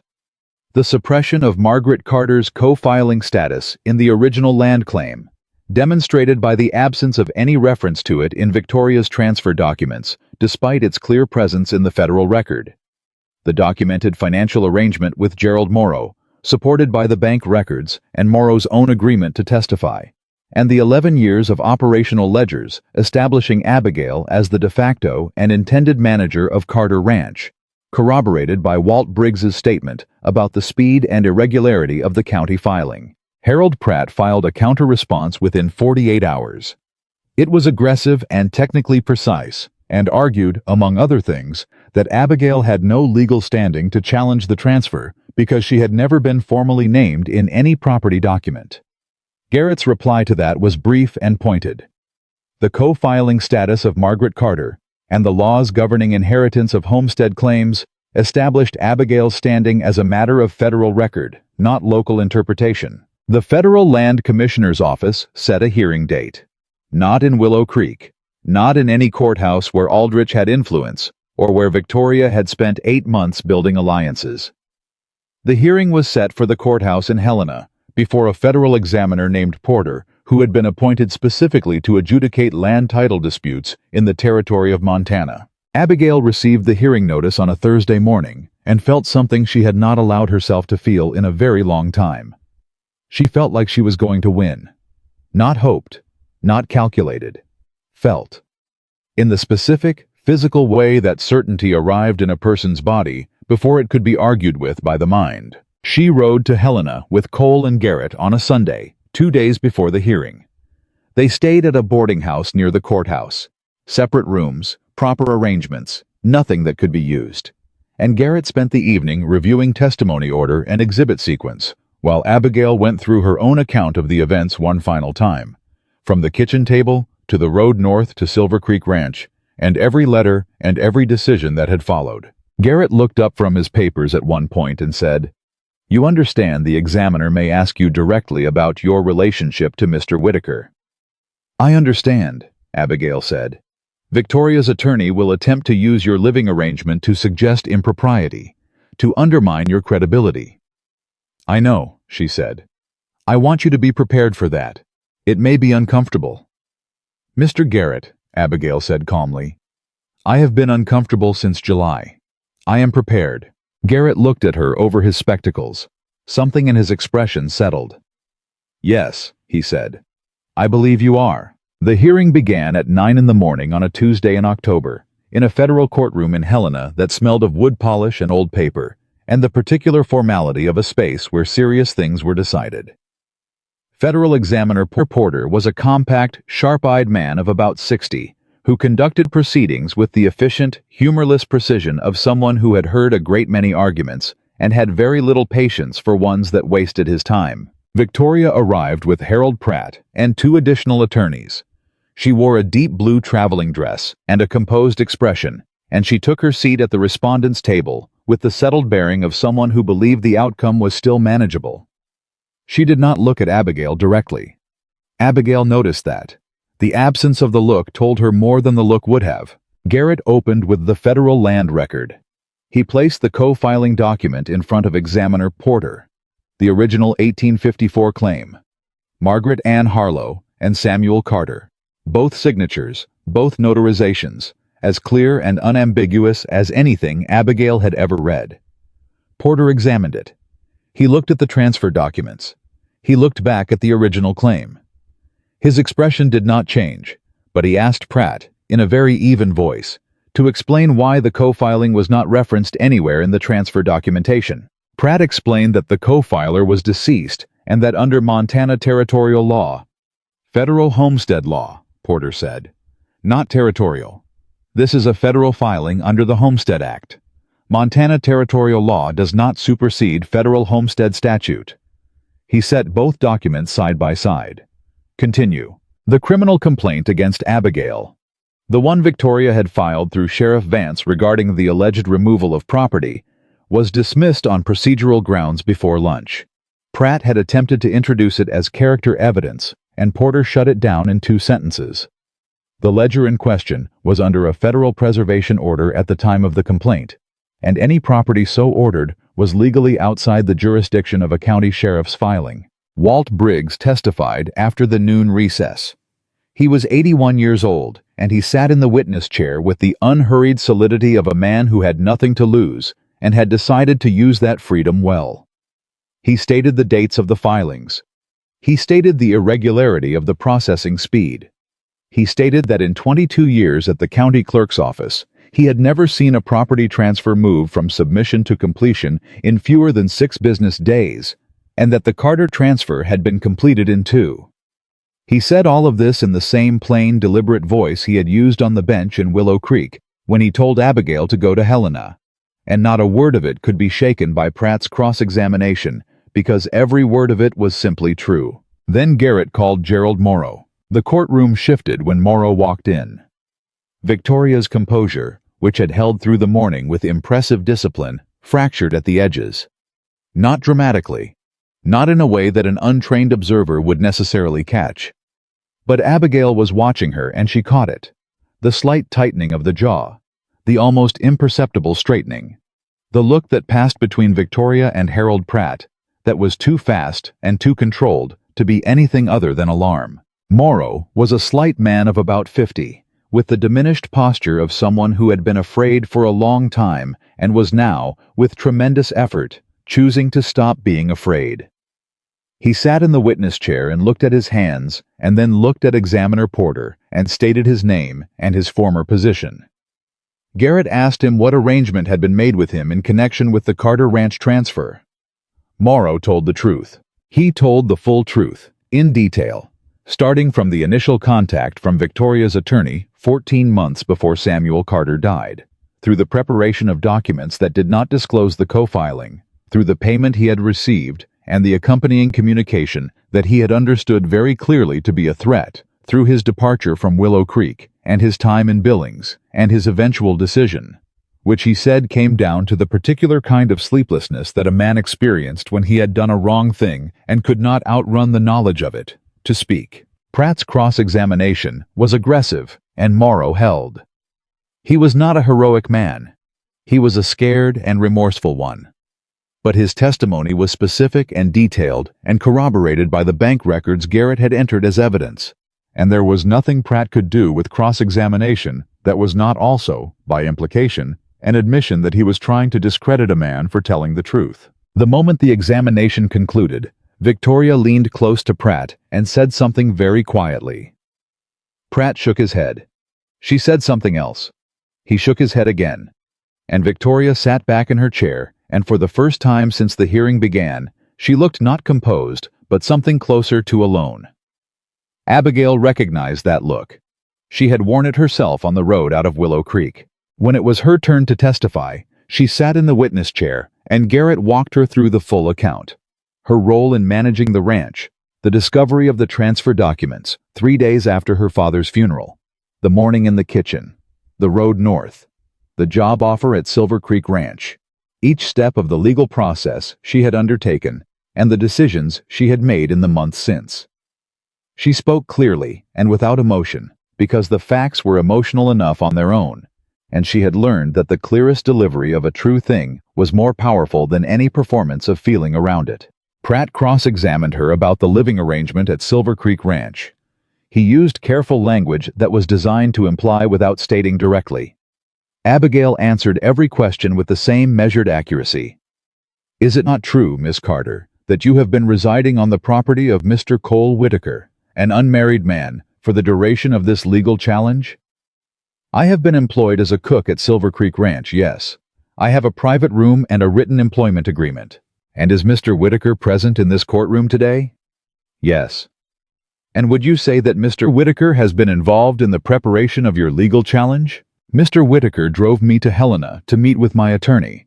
He also rode with me to send a telegraph communication relevant to the case.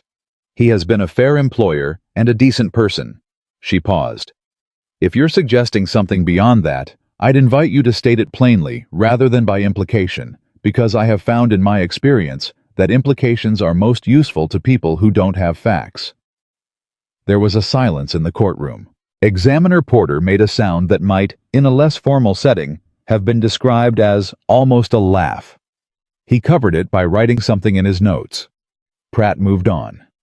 When the testimony concluded and the exhibits had been fully reviewed, Examiner Porter called a recess of 2 hours to examine the submitted record in full. Abigail sat with Garrett in the hallway and drank coffee that tasted terrible and waited. Cole sat beside her. Not speaking, not performing reassurance. Just there, in the way he was there, with the particular steadiness that she had come to understand was not neutrality, but its opposite. The active, deliberate choice of a man to be present and to hold still while things that mattered were being decided. At one point during the wait, she said quietly, "Whatever happens in there, don't," he said, not unkindly.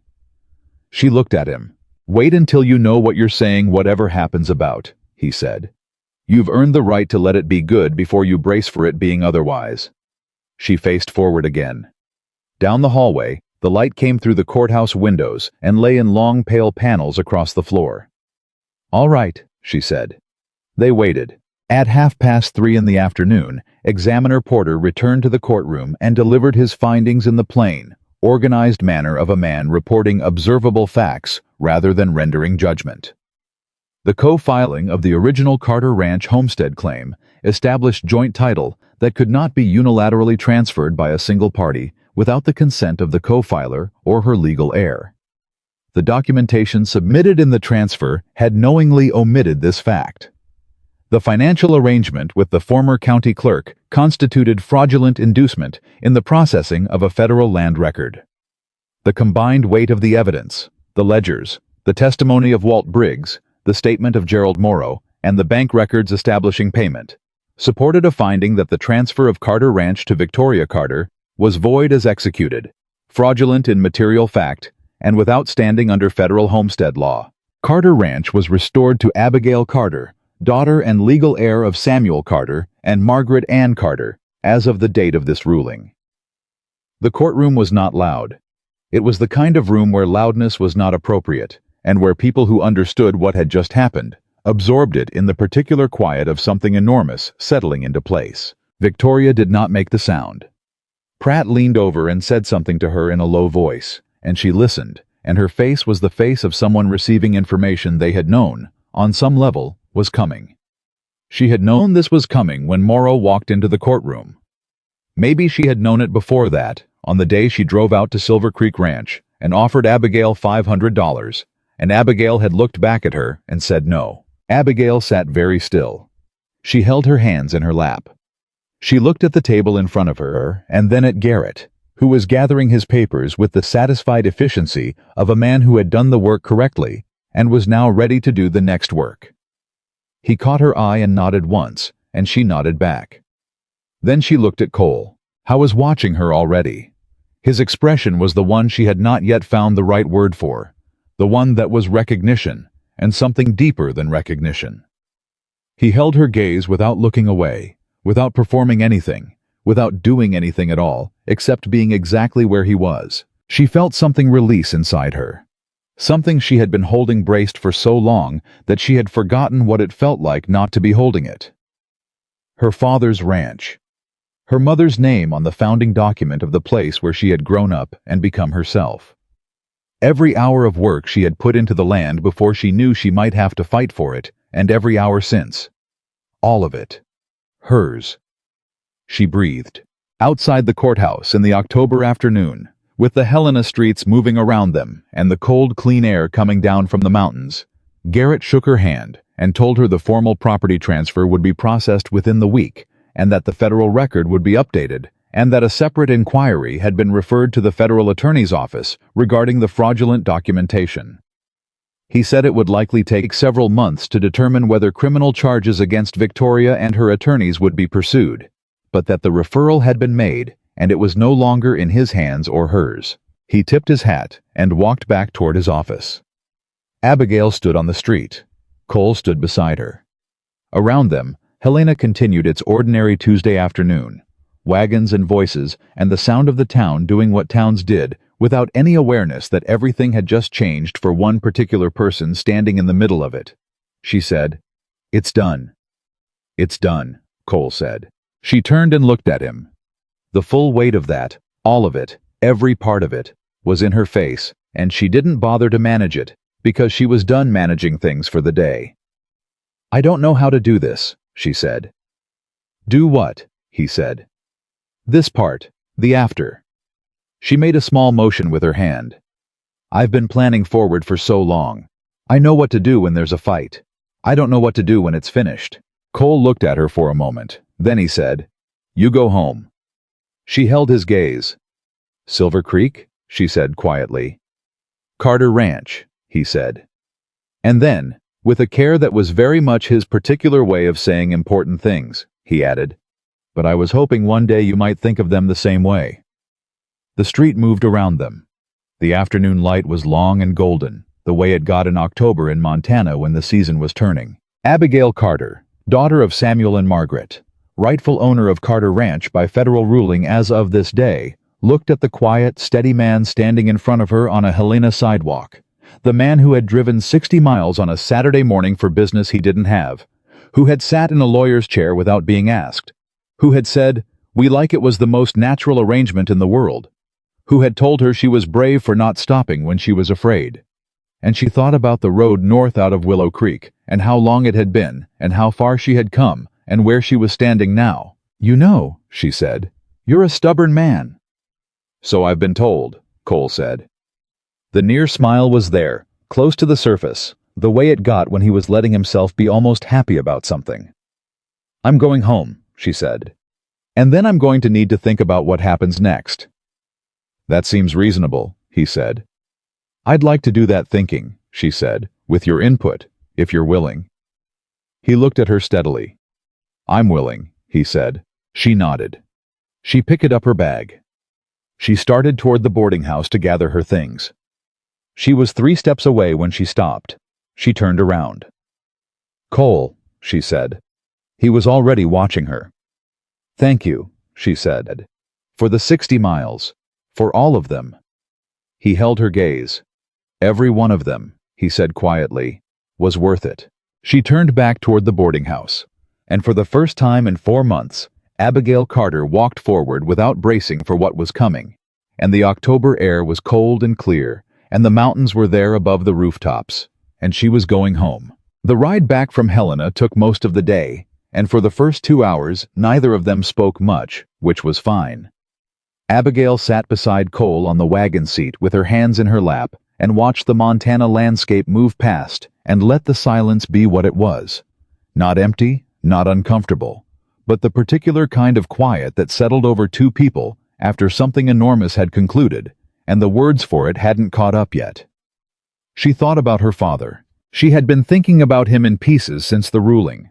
Not the grief version of him, not the hospital version, not the image of him in the last weeks when his hands shook and his voice had gone thin, and he would hold her hand and look at her with that expression she had understood even then meant he was trying to memorize her. She was thinking about the earlier version.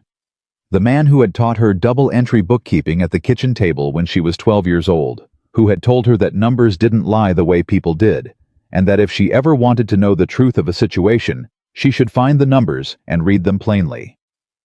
The man who had filed a land claim alongside a 20-year-old woman named Margaret Harlow, because he believed she was his equal in the enterprise they were building, and had put her name on the founding document because it was true and because it was right, even in a year when almost no one did that. The man who had pressed a handwritten note into her hand 2 weeks before he died and said, "This is yours, Abby." He had known, she thought. Not about Victoria, specifically. She did not believe he had known that. But he had known that the world was not reliably fair to women who tried to hold what was theirs, and he had spent 25 years quietly preparing her for the fight he hoped she would never need to have. The bookkeeping. The ledgers. Teaching her to read contracts and not to sign what she hadn't read, and to understand that a man who wouldn't show you the paper didn't want you to see what was in it. He had given her every tool she needed before she knew she would need them. She pressed her hand against the outside of her coat where the pocket watch sat in her inside pocket. She had carried it every day since she left Carter Ranch, and she would carry it every day going forward. She had earned the right to understand it not as a reminder of loss, but as what it had always actually been, the weight of a man's faith in his daughter, ticking steadily onward. About 20 miles from Silver Creek, Cole said, "You've been quiet." "I've been thinking," she said. "About the ranch?" "About my father," she said. "About the fact that his name on a document is going to be on the federal record next to my mother's for as long as those records exist. Both of them. Together." She paused. "It's the right ending for them, even if it took this long to get there." Cole was quiet for a moment. "Your mother filed that claim before they were married," he said. "That was a brave thing, in 1854. She was a brave woman," Abigail said. "I didn't know her long enough to know that from experience, but I know it from the evidence." Cole nodded slowly. Then he said, "She'd recognize her daughter. Abigail looked at the road ahead and did not answer because there was nothing to say to that would not require her to feel things she was not ready to feel on a moving wagon in the middle of the afternoon, and she had promised herself she would wait until she was home. Wherever home turned out to be. They stopped at Silver Creek Ranch first because Cole needed to check on the hands and because Abigail needed to tell Tom before he heard it from anyone else. Tom was in the yard when they pulled up, and he looked at her face as she climbed down from the wagon and he said, "Well?"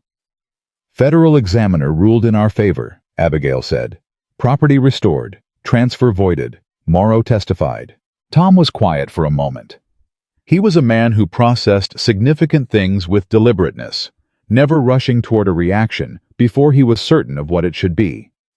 Then he said, "Good," and meant it in the way that plain men meant large things with small words. Pete and Danny heard her telling Tom, and Pete let out a whoop that startled the horses, and Danny punched his brother in the arm for startling the horses, and Lou Beckett came out of the barn and stood for a moment listening to the summary Abigail gave, and then said, without inflection, "I told Danny 3 weeks ago you'd win. He didn't believe me." "I never said that," Danny said. "You said it was a long shot," Lou said. "That's the same thing." Eli Marsh was the last to come in from the fence line, and when he heard, his face went through approximately 6 emotions in 4 seconds, landing finally on a grin so wide it looked like it might hurt. "Miss Abigail," he said, "I knew it. I knew it the whole time." "You told me last Tuesday you were worried," she said. "I was worried and I knew it," Eli said. "Both things can be true." She laughed. It surprised her. The sound and the ease of it. The way it came up without planning. She had not laughed in a long time. She had smiled occasionally, but laughter required something that laughter required, and she had been too carefully managed inside herself for most of the last 4 months to have room for it. It felt good. It felt, actually, like something returning to its right place. That evening, after supper, after the hands had gone to the bunkhouse and the kitchen was clean, Abigail sat at the table with a piece of paper and wrote down what she needed to do. Not a list. She had promised herself no more lists, at least not tonight. But a kind of order of operations, the way an engineer might approach the reassembly of something that had been taken apart. Carter Ranch needed to be physically inspected. She needed to know what Victoria had done to it in the month she had occupied it, what had been changed, what had been removed, what condition the cattle were in, whether the cellar where the ledgers had been kept was intact. She needed to speak to Clem, the ranch hand who had passed the ledgers to Jesse Holt, because Clem had stayed through the occupation and would know what had happened inside those walls. She needed to sit down with Garrett one more time and understand what the federal referral for criminal charges meant practically, and what, if anything, she would be required to do. And she needed to figure out where she was going to live. The question of where had been sitting behind everything else for weeks, unaddressed because there had always been something more urgent to address first. She had a room at Silver Creek Ranch. She had the wages she'd saved. She had a property that was now legally hers again, 7 miles south, that had been under Victoria's management for 4 months, and whose condition she did not know. She was still sitting with this when Cole came in from his evening round of the barn and poured himself a cup of coffee and sat down across from her. He looked at the paper. He looked at her. "Planning," he said. "Always," she said. He drank his coffee. He set the cup down. He said, in the straightforward way he said difficult things, "You're trying to work out where you're going to live. Among other things. The room here is yours as long as you want it," he said. "That's not a complicated offer. It's just a fact." "I know," she said, "and I appreciate it. But I need to see the ranch first. I need to understand what I'm walking back into before I can make any decision."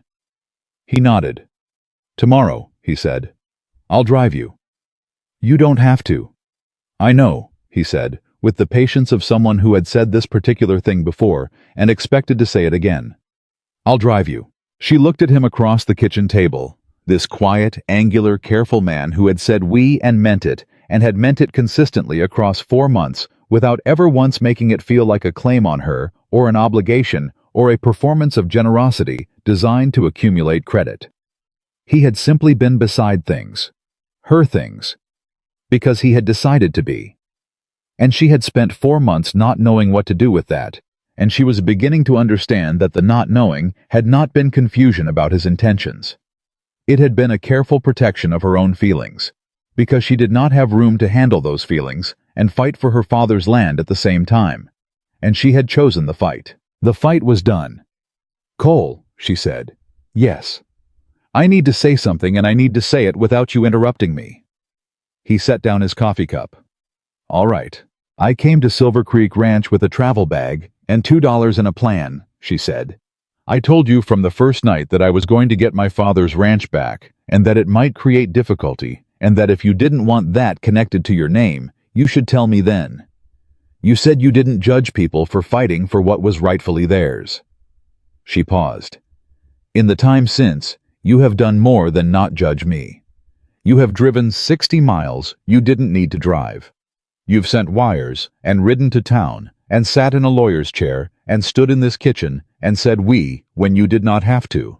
You've been—" She stopped, organized herself. "You have been the most decent person I have encountered in this territory, and I have encountered a reasonable number of people, and I have been aware of that for some time, and I have not said it because I was—" Another pause. "I was protecting myself, because I didn't know what to do with it." Cole said nothing. He was doing the thing he did, holding still, paying full attention, giving her every inch of the space she needed. "I still don't entirely know what to do with it," she said. "But I didn't think it was right to go back to my own ranch without saying it plainly. You mattered. What you did mattered. And you matter. To me." She met his eyes. "I don't have a prettier way to say it than that." Cole looked at her for a long, steady moment. Then he said, "I don't need it prettier than that." "Good," she said. "Abigail," he said quietly. "Yes. I'm not going to say a lot right now," he said, "because I think you've had a very large day, and I think what you just said deserves more than something said quickly in return." He held her gaze. "But I want you to know that nothing I did was done because I felt I owed it to you, or because I wanted something from you. I did it because somewhere in the first 2 weeks you were here, I stopped being able to imagine this ranch without you in it, and I didn't know what to do with that either." He paused. "So I reckon we're even." She held his gaze for a moment longer than she intended. Then she said, "I reckon we are." They sat in the kitchen for a while after that, drinking coffee that had gone slightly cold, and talked about the ranch. Not her ranch, not his ranch, but both of them, practically, the way they always talked when they were working through real things. What Clem might be able to tell her. What the cattle situation was likely to look like. Whether the fence lines on the south pasture of Carter Ranch, which had been needing repair since before her father died, had been maintained during Victoria's time, or let go. Cole had opinions on fence line maintenance that were detailed and specific, and she found them, as she had found most of his practical opinions over the last 4 months, both genuinely useful and obscurely comforting. She went to bed that night and slept better than she had since July. The next morning, they drove to Carter Ranch. She had told herself she was prepared for it. She had told herself that whatever she found, she had faced harder things, and she would face this the same way. She had been right about that in the abstract, and wrong about it in the specific, the way you were often wrong about how a thing would feel when it actually arrived. The gate was the same. The road through the cottonwoods was the same. The fences along the near pasture were in poor repair. She could see that immediately. And the yard had a slightly uncared-for quality, the quality of a place managed by people who were maintaining it as a property rather than tending it as a home. But the buildings were standing, and the cattle were in the south field, and the house was there, solid and unchanged in its bones. The way a house built by someone who knew what they were doing stayed changed on the surface by whoever occupied it and unchanged in its structure by anything less than catastrophic. Clem came out of the barn when he heard the wagon. He was a weathered man in his 40s who had worked Carter Ranch since Abigail was 10 years old, and he looked at her with an expression that was relief and something like apology both at once. "Miss Abigail," he said. "Clem," she said. She climbed down from the wagon and shook his hand. "Thank you. For the ledgers." "Should have done more," he said. "I'm sorry I didn't." You did what you could, she said. Tell me what happened here, he told her. Victoria had arrived the week after the funeral with Pratt and 2 men from Billings who had spent 3 days going through every room of the house. They had removed furniture, not all of it, but selectively, the pieces that were most valuable. Several of Samuel's personal effects had been cleared out. The ranch office had been thoroughly searched, which was how Victoria had discovered that the recent ledger was missing and had filed the criminal complaint. The cellar had not been searched because, Clem said, Victoria's men had not known there was a cellar. The door was built into the floor of the pantry and covered by a rug, and none of them had looked carefully enough. The cattle were in fair condition. Not good. Fair. Victoria had cut back on the feed supplement that Samuel had used, and 2 of the breeding pairs had been sold off. The south fence needed significant repair. The barn roof had a section that was going to need attention before winter. Abigail walked through it all and took stock. She walked through the house, through every room, through the ranch office where the desk she had sat behind for 11 years was still in its place with nothing on it. She walked to the kitchen. She stood in the kitchen for a moment by herself. The stove was the same stove. The table was the same table. The east window still looked out in the direction it had always looked. The morning light came through it the same way it always had, in long, pale strips across the wooden floor. She put her hand flat on the table. She felt the grain of the wood under her palm. She stood there for a minute and let herself be in the room that had held more of her life than any other room in the world. The good years and the hard years. Her father's voice and her mother's absence, and the ordinary accumulation of a life lived close to the land and the people who worked it. Then she took her hand off the table and looked around with the eyes of someone who was about to start working. She spent the rest of the morning going through the property with Clem, while Cole walked the fence lines with a man named Bart, who had been helping part-time and who knew the south pasture. By midday, she had a clear picture of what needed doing and in what order, and she had started organizing it in her mind the way she organized everything. By priority, by resource requirement, by what could be managed immediately, and what would require the following week or the following month. She and Cole ate their noon meal on the porch of Carter Ranch, bread and dried meat she'd brought from Silver Creek. And she told him what she'd found, and he told her what he'd found on the fence lines, and they talked through it the same way they'd talked through everything for the last 4 months, which was directly and practically, and without either of them softening the difficult parts to protect the other person's feelings. She needed 3 additional ranch hands, at least for the fall and winter. She needed to find a reliable buyer for the cattle she intended to keep, and a fair price for the 2 breeding pairs Victoria had sold. She was going to try to recover those if the buyer was willing to negotiate. She needed to repair the barn roof before October ended. The south fence was going to take 2 weeks if the weather held. I can send Tom and Pete for the fence work, Cole said, if you're willing to accept that. She looked at him. Willing to accept it as a paid arrangement, he said. Fair daily wage for both of them. You pay when you're able. That might be spring, she said. Spring is fine, he said. She held his gaze. You are an extraordinarily stubborn man. You've said that, he said. It continues to be true, she said. He almost smiled. Tom will probably be glad to do it. He's been watching this situation for 4 months, and I think he's developed a personal interest in the outcome. He's a good man, Abigail said. He is, Cole agreed. They all are. He looked at the property in front of them, the barn, the pasture, the fence lines, the house with its solid, unchanged bones. This is good land, Abigail. I know, she said. I've always known. You're going to make it something again, he said. Better than before, probably, because now you're running it on your own terms. She thought about that. Running it on her own terms, no managing it on behalf of a father she loved, though she had never resented a single day of that. No operating it in the shadow of a man's name, even when the decisions were entirely hers. Her name on the document. Her mother's name on the founding claim. Her hands on the work going forward. Yes, she said, I am. They drove back to Silver Creek that afternoon, because she was not yet ready to stay at Carter Ranch overnight. There were arrangements to be made. Things to be set right before she slept under that roof again, and she wanted to do it properly. But she stopped at the gate on the way out and looked back at the house, and she thought about all the versions of herself who had walked through that gate over the years. And she thought about the version who had walked out of it 4 months ago with a travel bag and $2 in a plan, and she felt, between those two versions, the full distance of what had happened. She was not the same person. She was more of the same person.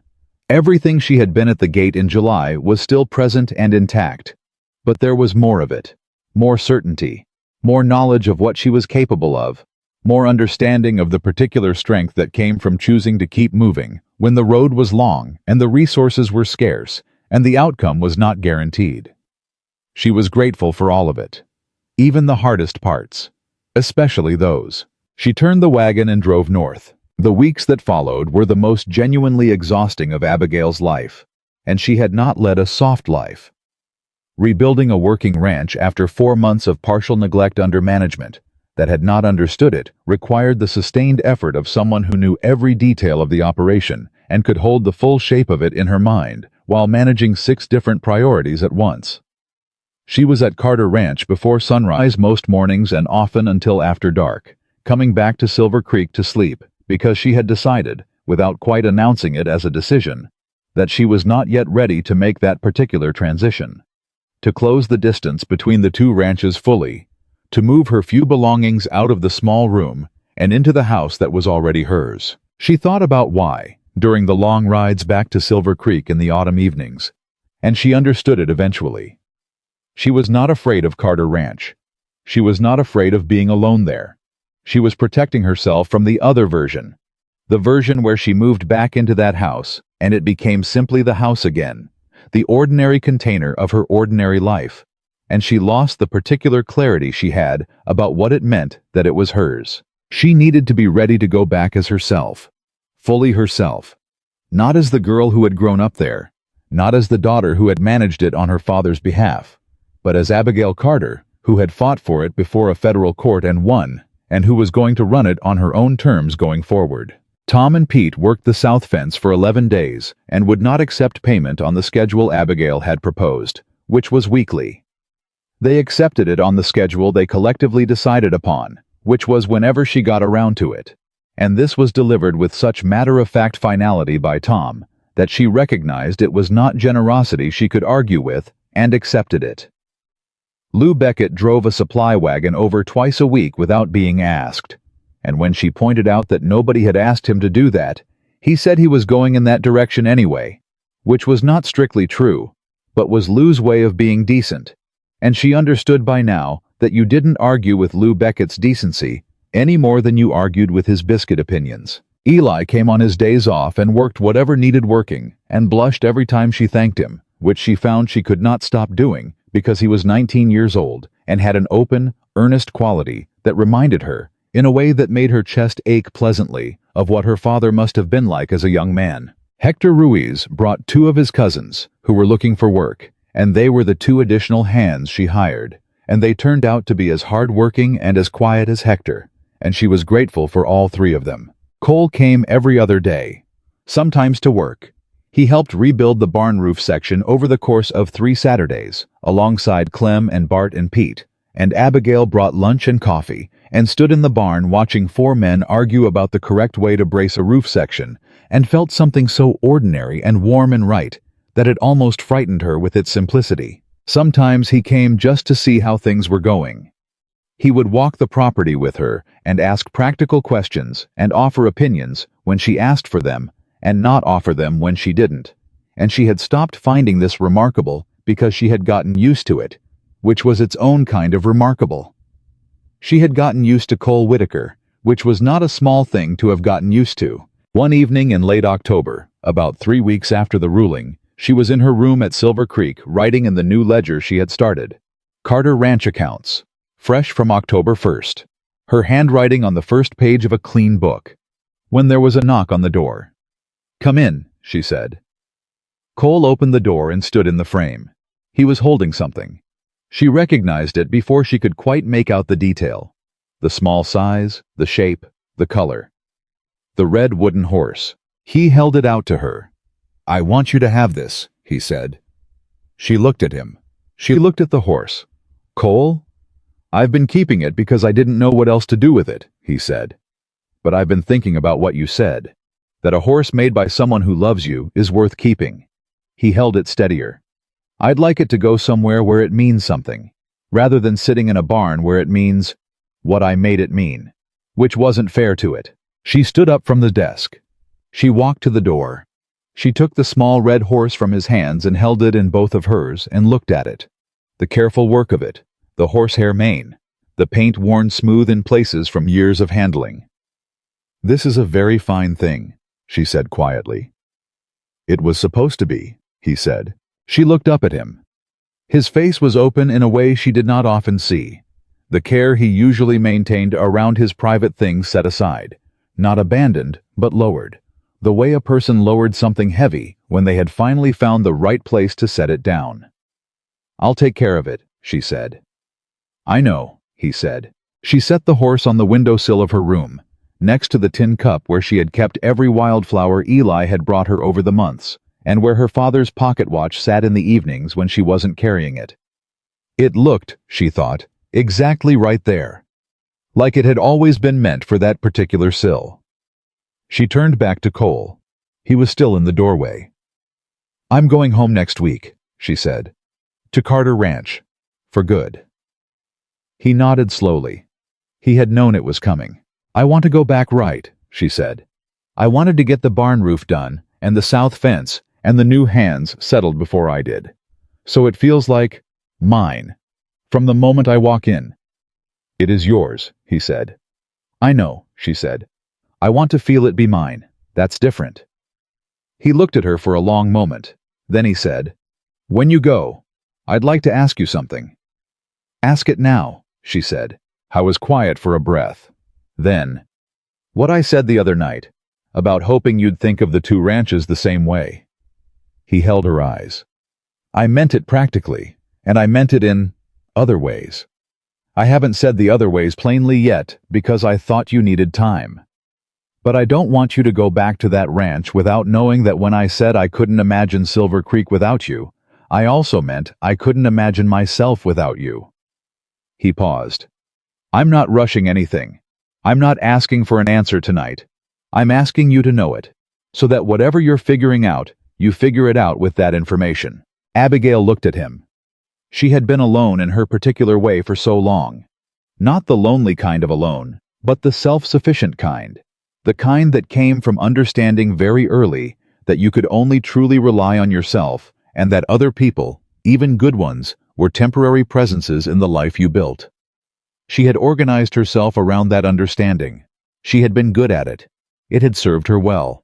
But she was standing in a small room at Silver Creek Ranch with a red wooden horse on her windowsill and a man in her doorway who had driven 60 miles. He didn't have to drive, and who had said we like. It was the most natural arrangement in the world, and who had told her the name of his dead wife because she had asked, and who had never once in 4 months treated her like she needed saving. Only like she needed someone beside her, which was a different thing, which was everything. And she understood that the organizing principle she had built her life around had been correct and was also no longer sufficient. Cole, she said. Yes. I've been protecting myself from you, she said, since about the second week. He looked at her. I know, he said. You know? I watch you, he said, carefully. I've watched you manage everything except this. She almost laughed. I've been managing everything. You've been managing everything else, he said. This, you've been avoiding. That's not... She stopped. It was. That's accurate, she said. I know, he said. And there was warmth in it, not teasing, just warmth. The specific warmth of a man who understood a woman's precision about herself and found it, against the odds, one of the things he cared for most about her. She crossed the small room and stood directly in front of him in the doorway. Close enough that there was nothing between them except the choice about whether to close the remaining distance, and she made that choice without confusion and without bracing. The way she had made every choice in the last 4 months that had mattered. Deliberately, with her whole self committed. She kissed him. Simply and directly, the way she did things. His hand came up and held her face with a tenderness so careful it made her close her eyes, and for a moment, The whole long road of the last 4 months was present. Every mile, and every letter, and every sleepless night, and every door shut against her, and every one she had pushed back open. And then it was just the moment itself, which was enough. More than enough. Which was exactly the kind of ending her father would have wanted for her. Not rescue, not relief from difficulty, an arrival. She stepped back. She looked at him. He looked at her with the expression that she had never quite found the right word for. The one that was recognition and something deeper than recognition.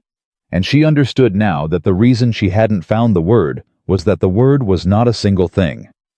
It was every version of his attention to her over 4 months, accumulated and settled into a face that was not performing anything, just being what it actually was.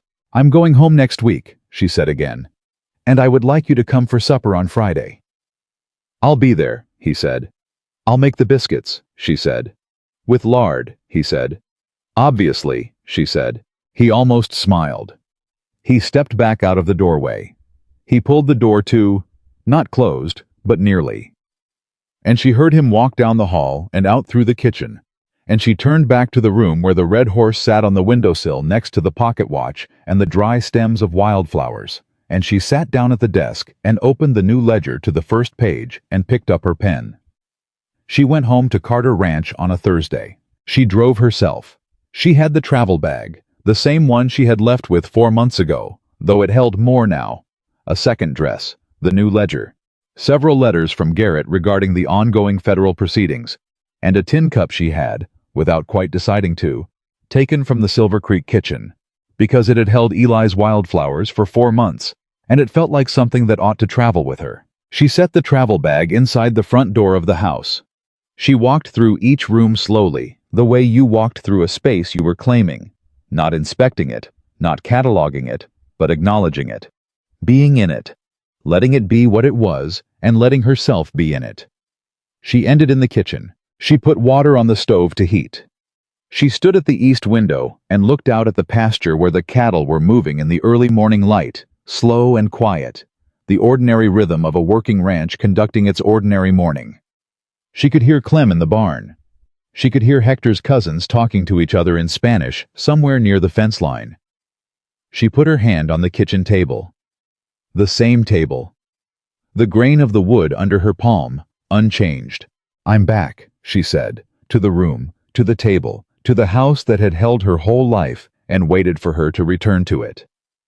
Then she rolled up her sleeves and started the biscuits, because Friday was coming and she had promised supper, and there was a great deal of work to do, and she had never once in her life been the kind of woman who waited for work to come to her when she could go to it first. Outside, the October sun came up over the Carter Ranch pasture and the land that her mother had filed for and her father had built, and her stepmother had tried to steal, and she had fought to reclaim with nothing but $2 and a plan, and the particular refusal to stop. That land caught the morning light the way it always had, and the way it always would, patient and enduring, and exactly as her parents had left it, waiting for the right hands to tend it forward.